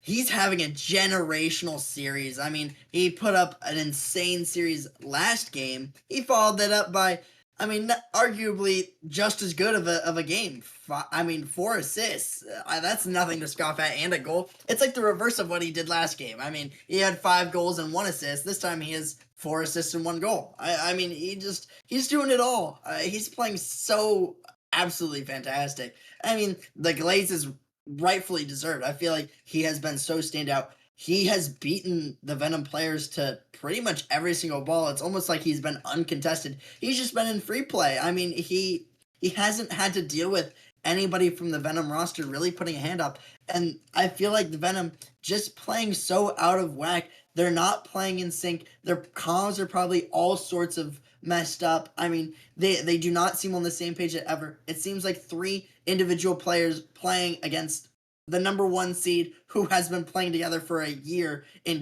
Dissolve just looks that good. They look like they've been a team for years and years. Their chemistry is on point.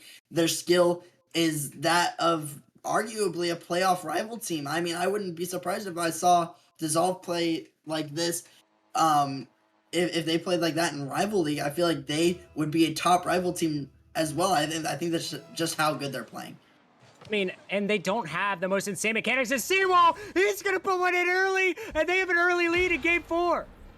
Oh my word. A kickoff goal to open it up. Yukio cheating very, very hard on that 50 on the kickoff. And then it looked like Fort was turning upfield after grabbing the boost. And when you have both players playing aggressively, it looks like Fort might be able to get this one back, though, as another kickoff goal coming out. Venom tie it up, and I don't even know what to say. I mean, Fort is putting on a Marco performance. He's the only one doing anything on his team so far. Kopente and Yukio This is your chance. This is your time. Yukio's done it before. Kopente was on the other end of it. Maybe it spells bad luck. You know, Kopente just can't finish a season off, but Yukio with an insane shot, and Venom has the lead. Yeah, I mean, Venom needs all the momentum they can get right now. They use their timeout. They're in the realm of getting swept if they lose this game. They need to win 4 games in a row. They need to not let Dissolve get any goals. They need to start scoring like a madman, as Fort is going to put this one in. Maybe Dissolve starting to show a little bit of cracks, as that one wasn't able to be read by Gallup. Very awkward. And Red Jr. wasn't able to read the bounce off the backboard either. Maybe a little bit of fatigue. Maybe we'll see Venom, who have been to these long series, be able to take these later games, and Dissolve might show their fatigue, might start making more mistakes, and allow Venom back into this game. You know, they are down, but it's based off of some mistakes, but Yukio had an insane shot. Can't even hate on that. I mean, that was just wonderful. And Fort, 2 goals for him. He just needs his teammates to step up. They need to close this one out as Red Jr. gets another touch off the backboard. Kopente has to be there. Yukio, no boost in the tank. Kopente sends it down. And Venom, they're looking like they're 18-0 form. I mean, Venom, that was a good passing play. I think that they really, I mean, that's the first time I've really seen an intentional, very give and go passing play. They haven't really done that all series. It's something that they're very good at, finding each other in the midfield, passing it, breaking down the defense that way in the midfield. But this one might be a shot by Red Jr. It's going to go past Fort. It's also going to go past Kopente. It looked like one of those two should have been able to read that touch, but Dissolve get one back, close the lead to just 2. Oh, my bad. That wasn't Kopente. That was Yukio. I felt like Yukio definitely should have that save. But, I mean, Venom need to not let any more momentum come back for Dissolved. Yeah, I mean, you've seen it in the past, right? When it seems like Venom has all the momentum, Dissolve just storms back as Yukio. What an insane touch from him. Seawall's up with it. Seawall on the wall, trying to get anything going. Gala with a nice 50. Tries to bump Yukio. Yukio avoids it. Nice 50 from him. Fort now. Gonna collect this ball. Fort having himself a great series despite the scoreline. Gala sends it over to Seawall. Seawall down the pitch. Can he get anything? He steals the boost. And Gala gets a nice 50. Red Jr. up with it. Gets a flip reset. Kopente down the pitch. Can't find the touch. Seawall has a little bit of time here. He's going to get the pinch past one. Takes it up the wall. Can he find anyone mid? Gala, he's there. And it's in the back of the net. Dissolved won't be denied. Oh my word. We've seen this story play out. We've seen Venom take the lead early, Dissolve start fighting their way back, start getting their momentum back. They had a couple mistakes, and I thought they might be looking a little bit fatigued, as this is a longer series. You know, it could go to game 7, but I mean, this is just a normal series for them if they win it in 4. This is just absolutely insane. Dissolve cannot be stopped, as this one is going to be an own goal. Yukio was able to get the save, but unfortunately it looked like there was an own goal from Fort there, Kopente. Jeez, I keep messing these up. But I mean, absolutely devastation. Dissolve tied this one up. 3 minutes remaining. I mean, it's still anyone's game, but now Dissolve had 3 unanswered goals. I mean, what a night this has been. It just feels like the script has just been reversed on us. I mean, we had Marco playing the best on his Pineapples team in his entire career, had an insane game. Then we're followed up by Fort having an insane game, and Yukio and Kopente being dreadful, but wait a second. Kopente finds the back of the net, and they have the lead once more. Yeah, I mean, it's not over until it's over. Fort with a crazy touch as a pass to Kopente. I'm surprised Kopente was able to read that one. But with how aggressive Venom has been this series, and they have those holes in their overcommits, their rotations have been really wide. But when they have been able to create that offense, get those beats, they've been so threatening, as Kopente has been able to dive at every single pass that Fort has been able to put to him.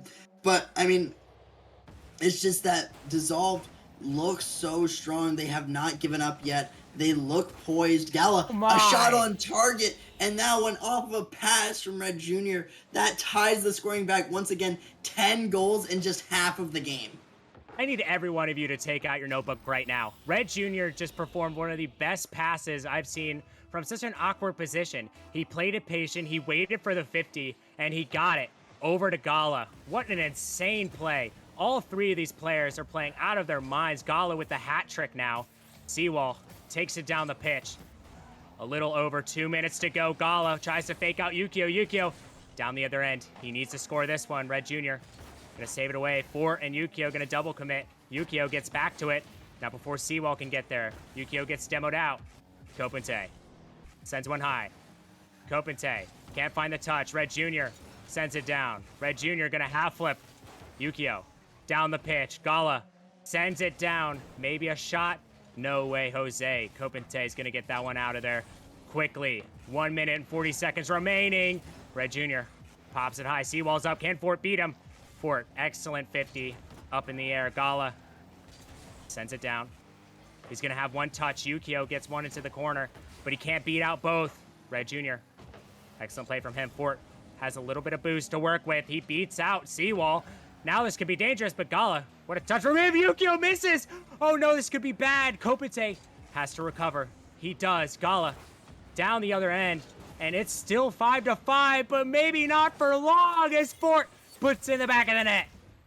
Yeah, and this, honestly, Venom has just turned so scrappy. They're just double committing, panicking all over the place, barely able to score that one off of a random demo on Red Jr. And I mean, I don't think Venom look good in this, like in the latter half of this game at all. But they're able to get the lead. We'll see if they are able to hold on to it, keep the sweep from happening, start potentially their reverse sweep. But they do not look very strong of a contender at all. This Dissolves team still looks very good as a double look from Red Jr. trying to get a double touch. Seawall taking this one up, looking for a reset, is going to get the scoop. Gala is there, but is going to have to respect Kopente's touch. Kopente getting it out to Fort. Fort getting a catch, looking for another touch there, as this one going to pop out into the midfield. A double commit from Dissolve, something we do not see very often. I think their system has been really good. Yukio leaving that ball for Fort. Seawall leaving that one as well, trying to get a little bit of a fake, but it is going to get beat by Fort, but unfortunately, Dissolve is there, ready to pick that one up. Yukio with a miss, and that is a save by Kopente. Kopente, absolute insane, able to keep his team in it. Just 10 seconds remaining now.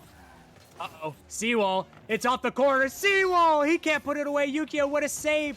Gala off the sidewall. Red Jr.'s up. 50 goes out. Gala up to Seawall. Seawall off the backboard. Gala for the game. No, he doesn't get there. Kopete, he needs to get there, and he does. Venom with probably the most scrappy game I've seen all season.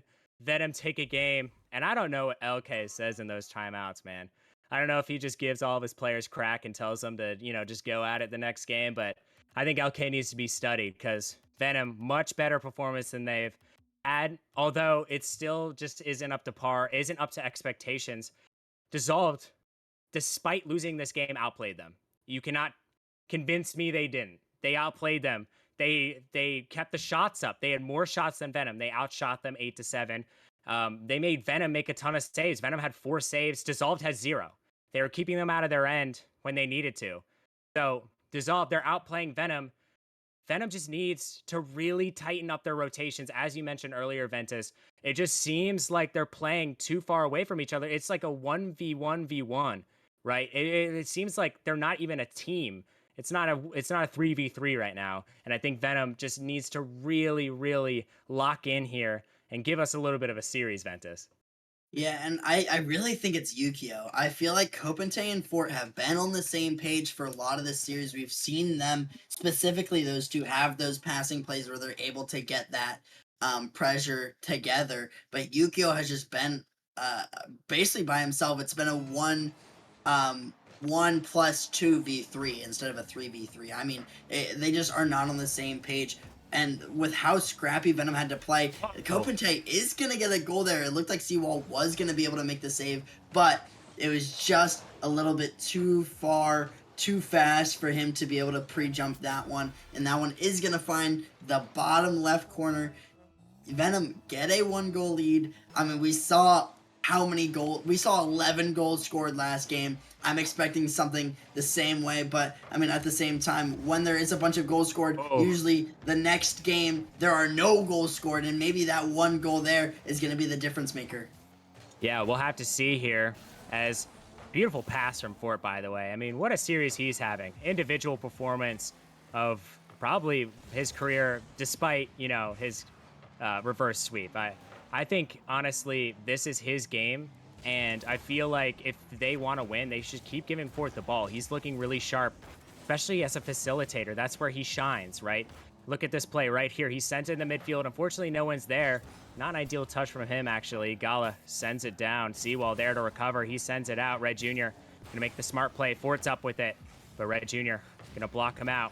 2 demos coming out. Gala takes a shot. Yukio there for the save. Red Jr., he puts it on target again. And Dissolved again equalize. Yeah, I mean, there's some great demos in the midfield. I believe that was from Seawall, and Red Jr., a great read on that pop from Gala, able to put that one in the net, tie up the scoring. And I mean, you can't play defense if there's nobody on the field, you know? So Dissolve taking the easy way, even though they have not been able to keep whenever Venom is in their half, whenever they do get shots on net, it seems like they've been able to score. If Dissolve just outscore them, then it doesn't matter. I mean, Dissolve still have 0 saves to Venom's 3, and they have 5 shots to Venom's 1. But when the scoreline's the same, you got to also look at, I mean, maybe the quality of their chances aren't as great. Maybe Venom has just been able to use their couple shot chances to the most, which isn't something I usually say. Usually it's Venom is the team out shooting the other one. And I mean, this is absolutely unknown territory for Venom. They haven't been used to this all season. They've been full domination, and I think that's why they're struggling right now. They haven't been used to any sort of hardship. They haven't been able to play against a team that has been better than them. And now I think Copenhagen does get a goal. I can't, you know, he does get one. But I feel like Dissolve has just been the better team, and I feel like Venom has really struggled because of adversity before. And it's off of course, a great Fort play, getting a bump in the back there. Kopente was probably going to finish it up if it wasn't back bouncing in the back of the net. That's a great response from Venom. They definitely needed that one. But Dissolve, they're just going to keep on responding. Venom, they found ways to get goals. That's what they struggled with before, and now they're making it happen. This series really could go any way right now, as Seawall sends it down. Kopente up with it, sends it to the sidewall. Gala up. He finds one. He doesn't have enough boost to find another. Fort cuts him off. Seawall up with it. Tries to find a touch. He can't. It's Fort with full boost and an open net ahead of him. Gala racing back. He does. He gets the 50 he has to get. Yukio with the shot, and Yukio coming in clutch for his team. Yeah, I mean, it was a great shot, but it was a great 50 from Fort there. And then Fort is able to bump Red Jr., who was going to be the first player to that ball. Red Jr. almost got the save there, but because Fort was able to slow down his momentum, able to shift his car a little bit, he wasn't able to get there in time. And even though it was a good shot, it was completely facilitated by Fort. Fort having the playmaker badge. He's been great. Seawall having a shot. Good save there from Yukio. And I mean, Fort has really, even though he's on the bottom leaderboard this game, Yukio has played some good defense, I will admit. I feel like Fort has just been the heart and soul of this Venom roster. Oh, yeah, 100%. And, oh, what a fake from him. And I think really Dissolve needs to get Seawall going. He only has 54 points, and we're less than 2 minutes into this game. I mean, we saw how dominant he can be when he's given chances as Gala. Can't find that one. Kopente, wonderful touch from him. Seawall last to defend against Kopente. Off the backboard, Yukio puts it on target. No, he doesn't. Hits the post. Yukio, demos 1. Gets almost faked out, but a great touch from him. Kopente beats 2. He has half a tank. Kopente using his speed here, gets it mid. Seawall can't find the touch. Fort trying to get this ball back to his teammate. Red Jr. just taking it down the pitch, taking his time. In no rush whatsoever. The ball is popped high in the air. Yukio sends it out. Seawall with a chance. He sends it to the side, trying to get a demo here. Seawall, he needs to stop going for these demos and really get into these plays. He's the best player on his team so far in this series. As we see Yukio sending it back for Fort. Gala gonna make one heck of a play. Fort now down to Kopite. I mean, this guy cannot be stopped. I mean, what is LK telling Fort? Is he feeding him some kind of Russian spy information right now? This is ridiculous. I mean, absolutely just amazing play coming out from Fort. I mean, you talked about him having the series that Marco did for Pineapples. You talked about him having the same kind of series that Hunter did for Acceleration. We're talking about these teams who have had these crazy, insane series. I mean, Seawall had that same type of play in games 2 and 3. And I mean, it seems like Fort, it's his turn to shine now. I mean, Kopente has scored 3 of his passes, and he has been there every step of the way. And he had a great pass there to Yukio, and Yukio couldn't score that one. Venom, a 4-goal lead now, absolutely decimating the Dissolve defense. Dissolved are going to take a timeout after this and a server reset. We'll see how that affects them. I think one thing they need to talk about is not making Seawall go for all these demos. Because honestly, Venom hasn't been playing amazing defense. It doesn't matter if they're demoed, right? You can sneak a ball by them. And honestly, Seawall's the man for the job. So you see Yukio send it down. Red Jr. last to defend. Fort just going to get a goal. And Fort is just looking phenomenal. He has 1 goal, 4 assists, 2 saves on 2 shots. What an incredible performance. Yeah, and I feel like this is what we talked about. I feel like Seawall had the exact same kind of game, but he was on the top of the leaderboard. I mean, Fort having the 1 goal, having the 4 assists, I mean, absolutely crucial to his team. But then also, Yukio has stepped up on the defensive and offensive side of the ball. It looks like we're going to take a little trip to Brazil for these last 11 seconds here. I heard the weather is absolutely lovely. Wait, Ventus, I haven't packed my bag yet. Can you give me a second? Are we sitting like economy or are we like first class? Like first class only, baby. First class. I mean, Venom taking us on an absolute masterclass. They're taking us down to Brazil. They're paying for the entire trip. It's all paid for by the Venom roster. I mean, Fort having 1 goal, 5 assists, 3 saves. Yukio having 2 goals, 4 saves, and an assist of his own. Kopente, the 4 goals, the 1 assist. He didn't have to do any defense because the other 2 of them got it. Venom, look so good right now. It reminds us of how good they were in the regular season. It reminds us of all those great times that we had before Dissolved almost swept them. I mean, yeah, Venom just absolutely dominated. But as you mentioned earlier, Dissolved are going to take that server reset to talk over things. Hello? Hello? Is my mic, okay. All right. I guess it just didn't want me to speak. They're trying to silence me, guys. Dissolved's trying to silence me. But, yeah. It seems like Gallium has died for a second time. Not sure what's really happening, but I mean, Venom have just looked absolutely amazing. We talk about them in the regular season being able to put up these numbers. We talk about the Kopente putting up the 467 points per game. We talk about Yukio being there for every single pass, being a great defender, being the number, 13 player in all of Challenger. Kopente, obviously the number 1. Fort, kind of the unsung hero, but also he has been so important to this roster in the side of the assists.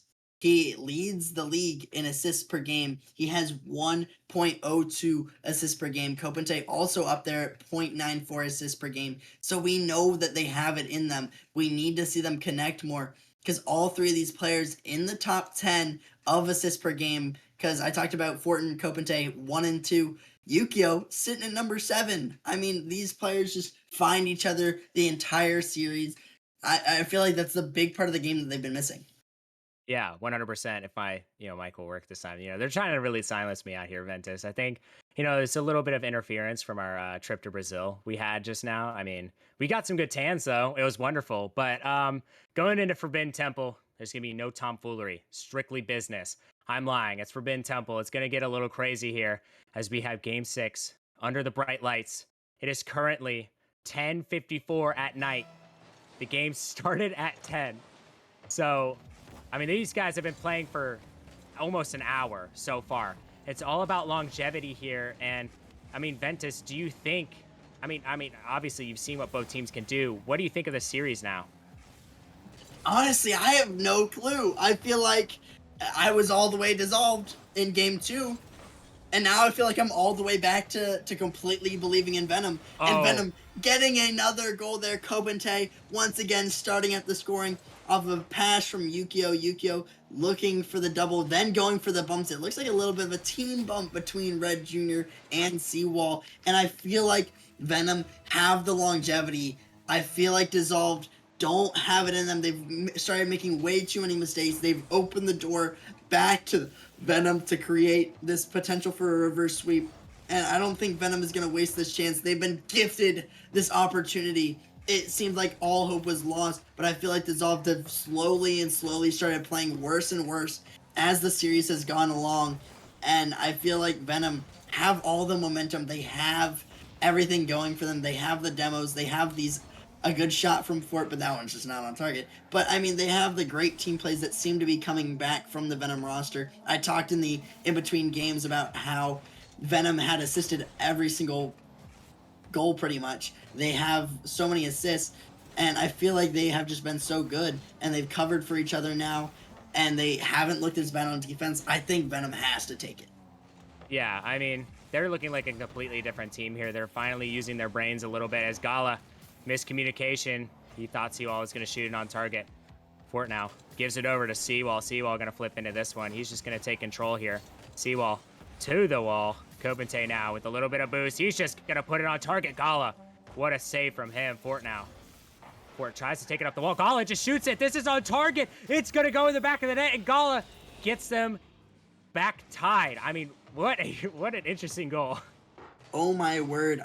Fort trying to slow it down, trying to kind of pop it up to go for a solo play. Yukio pre-flipping for the corner boost. And I mean, all Gala has to do is just dunk him. I mean, Yukio pre-flipped up or went upfield after pre-flipping for the boost, completely taking himself for any potential to cover net if that were to happen. And I mean, when you're Gala and all you have to do is just dunk him and put it on net, and you tie up the game. Game 6, Forbidden Temple. I mean, crazy things happen. You want to score as much as possible so that you can be less exposed to the elements of Forbidden Temple. Yeah, I mean, you know, the best defense is a good offense. And I think Venom definitely showed it that game, but I mean, Dissolve, they're finally getting chances. You know, they're back, not to peak form, but they're slowly making their way back here. As they're playing so well off each other so far, but Yukio trying to get something going there. Red Jr. gets one, tries to get a second. Kobente trying to get the boost. Seawall gonna steal it from him as Gala sends it down the pitch. Yukio, he has a touch. Doesn't have a whole lot of boost. I feel like Dissolve doing a very good job controlling the boost economy. Red Jr. can't find the touch. Fort can't find the touch. Two of them so awkward here. Yukio bailing them out. Great play from him. Seawall down the pitch. Kobente sends it over to Red Jr., but Red Jr. can't find the touch. Fort now, ball on top of his car, and oh my goodness, what a play from Kobente. And it seems like the roles are reversed. Now it's Kobente getting an insane bump and allowing Fort to score. Yeah, I mean, it's a good flick. Just beating that last defender that was there in Red Jr. He's able to put that one home. Once again, Venom are able to take the lead. It looks like it's Venom's game to lose. I feel like they have looked so good on offense. It seems like Seawall's shine and his stardom has come and gone. He hasn't looked like the former of himself, especially in the last couple of games when Venom has been so dominant. They've already amassed 7 shots on the Dissolve roster. Dissolve only getting one singular one. And I mean, when you're talking about this, it seems like the roles are back in the Venom favor. It seems like it's going to be how we originally thought. It's going to be Dissolve just trying to hold on the entire game, and Venom just constantly pummeling shots at their net. And if one of them seems to find the back of the net, it's just all in a day's work. I mean, what a 3-man passing play. Fort with an insane shot on net, making 2 of them commit for that. And Yukio putting it off the backboard just for Kobente to clean it up. You know, we'll call that a tactical pass. I don't know if Yukio meant to do that, but regardless, excellent play. And Venom, they're up by 2 with a little bit over a minute to go. They have the time. It just seems like Dissolved are the ones getting outplayed right now. It seems like the bumps and demos and all the confusion in front of their net is finally catching up to them. As Seawall gets one, tries to find a second. Flip reset maybe, can't get that one. Gala sends it over. As you mentioned, I mean, it's all about consistency and longevity. It seems like all the gas in Seawall's tank has finally, expired. He doesn't look like his former self, as you mentioned. And he needs to get back to that form. I think all of these guys do. If they want to have a chance, wait, a nice 50 coming out. Kopente gets demoed as Gala. Oh no, he misses the net. Fort, he gets a nice save. What a save from Fort. That could have been real dangerous. 30 seconds now. Kopente sends it down. Seawall can't turn for that one. Gala sends it down the pitch. Seawall chasing that one. Now it's Gala. Seawall can't find the touch. Kopente sending it down the pitch. And now Seawall going to take his time. Fort trying to go for the 50. Seawall going to deny him. Seawall versus Yukio. He gets one. 8 seconds left. 4 seconds. Venom, they have tied the series, and we're going to a game 7. Game 7 alert. I mean, I couldn't ask for a better series. Dissolve have stepped up early. They faltered as of late, but now it's down to the final game. Game number 7, where destinies are born, where heroes are made. I mean, I couldn't ask for a better series. Venom might just relive their dreams of the Season 11 Grand Finals. Dissolved, trying to rewrite history, trying to slam the door closed. I mean, I can't wait for Game 7. I mean, I just can't believe the turn of events. I think Venom's dominating Dissolve more than Dissolve dominated them. Venom just looking absolutely incredible so far. And they've won 3 in a row. It's no fluke. It's certainly no mistake. Venom just being those guys. And it's Fort's early performances in those games that really helped them see that they can do it. Now it's Kopente finally stepping up. And Yukio helped 2 assists from him. It's just a full team effort now for Venom. Yeah, I mean, they look back. That's all I can say. 12 shots, sorry, to Dissolve's 2. And I mean, I could even say that the 2 were great shots. I mean, Gala had a shot that he just completely missed. I mean, if he was able to score that one with, I believe it was like 30 seconds left, he had the open net. There was a demo on that last man back from Venom. It could have spelled differently in Game 6, but unfortunately, who cares about that? We're going to Game 7. Oh boy, Champions Field. Feels like I've been saying that a lot recently. You guys have been putting on performance in the playoffs so far as, oh no, a mistake coming out and Yukio capitalizes. Oh no is right, as it looks like it was a team bump. It looked like Fort kind of faked out Seawall and Red Jr., both of them trying to go for it. It looked like they tangled up each other a little bit, and Venom are going to get the early lead. Once again, we've seen every single time that they have taken an early lead, they have been able to win that game, and this might be no different, but a good save on that shot is going to clear it back into the Venom half. Fort looking a little bit awkward, but it's not going to be for long as he's going to be able to clear that one. But this one might be a chance as Yukio having to make that save on Red Jr. once again. And I thought that double commit from Venom might backfire for them as Dissolve was looking poised to get a goal. But a great save from Yukio, and he has stepped up as that third man. He looked a little iffy in it, but he is there, and he's ready to play. He's going both sides of the field. He's taking shots off of a great pass from Kopente. 3 defenders. Yukio slotting it. Oh my goodness, that was disgusting, Ventus. Yeah, I mean, a great shot. I mean, when all 3 players for Dissolved are going for it and they still can't save it, it's absolute devastation. I mean, Dissolved, I think they are just running out of gas. I don't think they are built for these long distance series. I think that Venom has gotten used to it. We saw Kopente in the grand finals in Game 7 on the opposite receiving side of this treatment, and we saw Yukio and Fort dishing out the reverse sweep in the grand finals. So these guys are no strangers to these long Game 7 series, but I don't think Dissolve is ready for it. For getting almost a double top, but that one just gonna hit the bar and go off target. But Yukio looking for a pass back into the midfield. Kopente taking this one off the corner. Seawall not gonna be able to get it. This one's gonna be open. Fort is gonna get the shot, and that is a 3-goal lead for Venom. Kopente getting the playmaker badge, and Fort getting his first goal of the game. I mean, mistakes after mistakes from Dissolved. It's not really even Venom outplaying them, except for that Yukio shot. That was disgusting. But it just seems like this Dissolved squad just not themselves. As Gala gets to take a bounce shot, and oh my goodness, this one almost goes to the back of the net. Yukio does well to save that one. Seawall, he's back to defend. Red Jr. gives it over to Yukio. Seawall, he can 50 that one out. Wow. Incredible 50 from him. Ball's floating. Yukio, been an absolute difference maker so far. Turning the series around. Fort, excellent save from him. I mean, Fort, honestly, I know how Seawall fared in the earlier games, but Fort has just been looking so consistently good throughout this entire series, and I think that's a strength of his. You know, I feel like in between games, he just takes a Gatorade and he just completely rejuvenates. As we see Fort putting in a 4th goal for Venom, and you know, dare I say, this is GG's. I mean, you never know what can happen. Dissolve could make the comeback, but I think if they were to have made the comeback, it would have happened in game number 6 after they took their timeout. At least I believe they took their timeout in game number 6. I might be a little bit. Yeah, they did.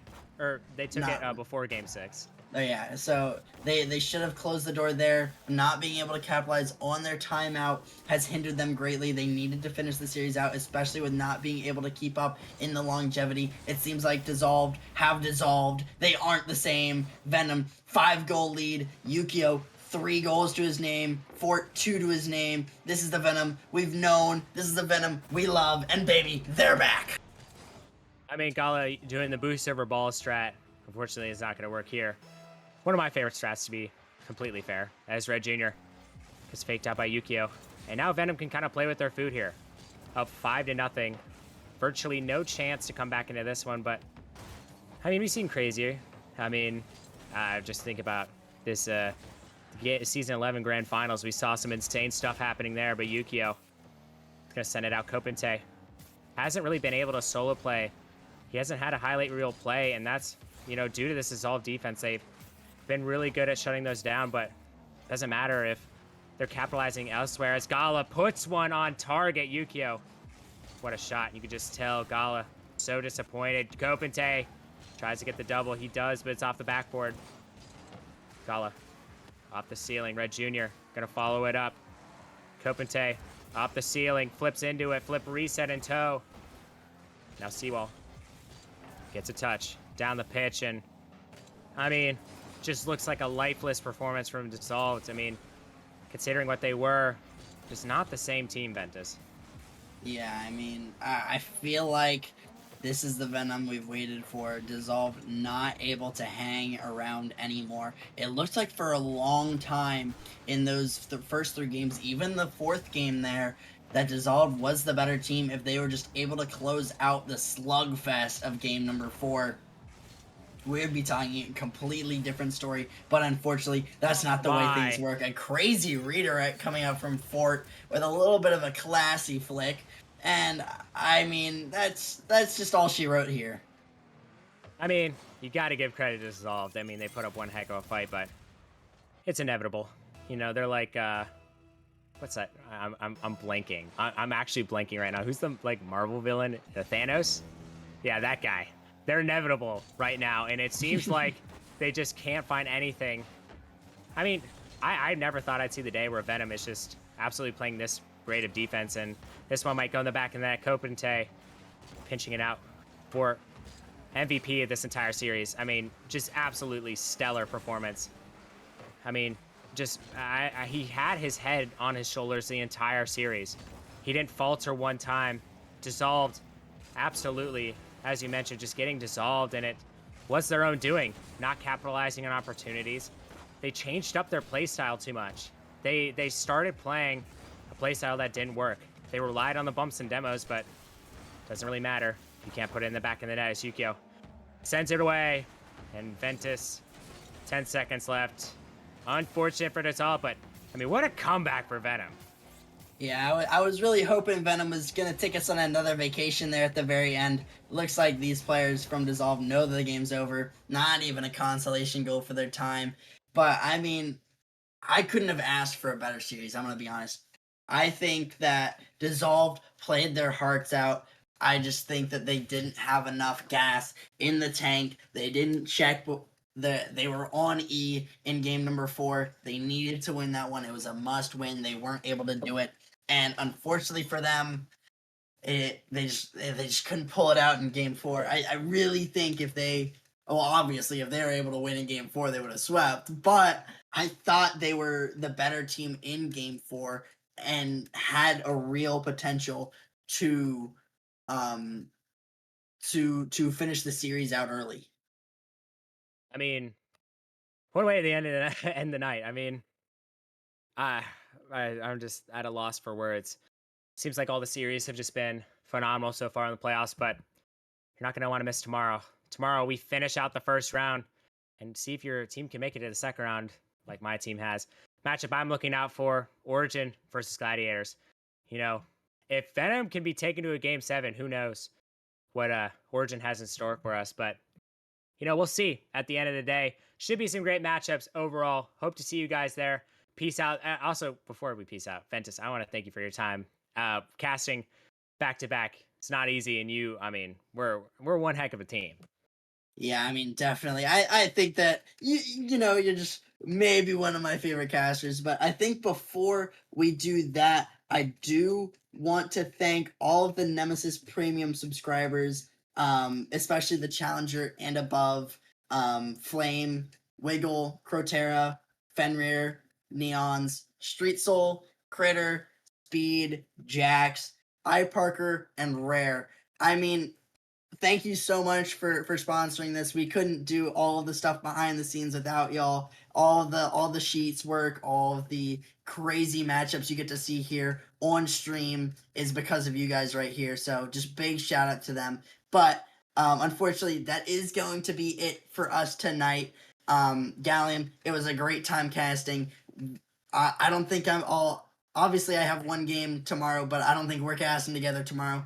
But I just want to thank everybody here for sitting through that amazing series and watching with us, and we will see y'all back here tomorrow.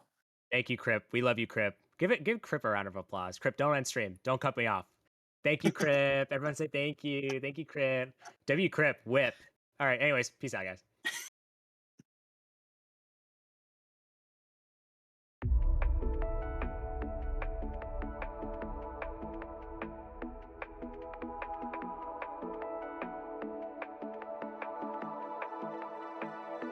Watching it end again and again.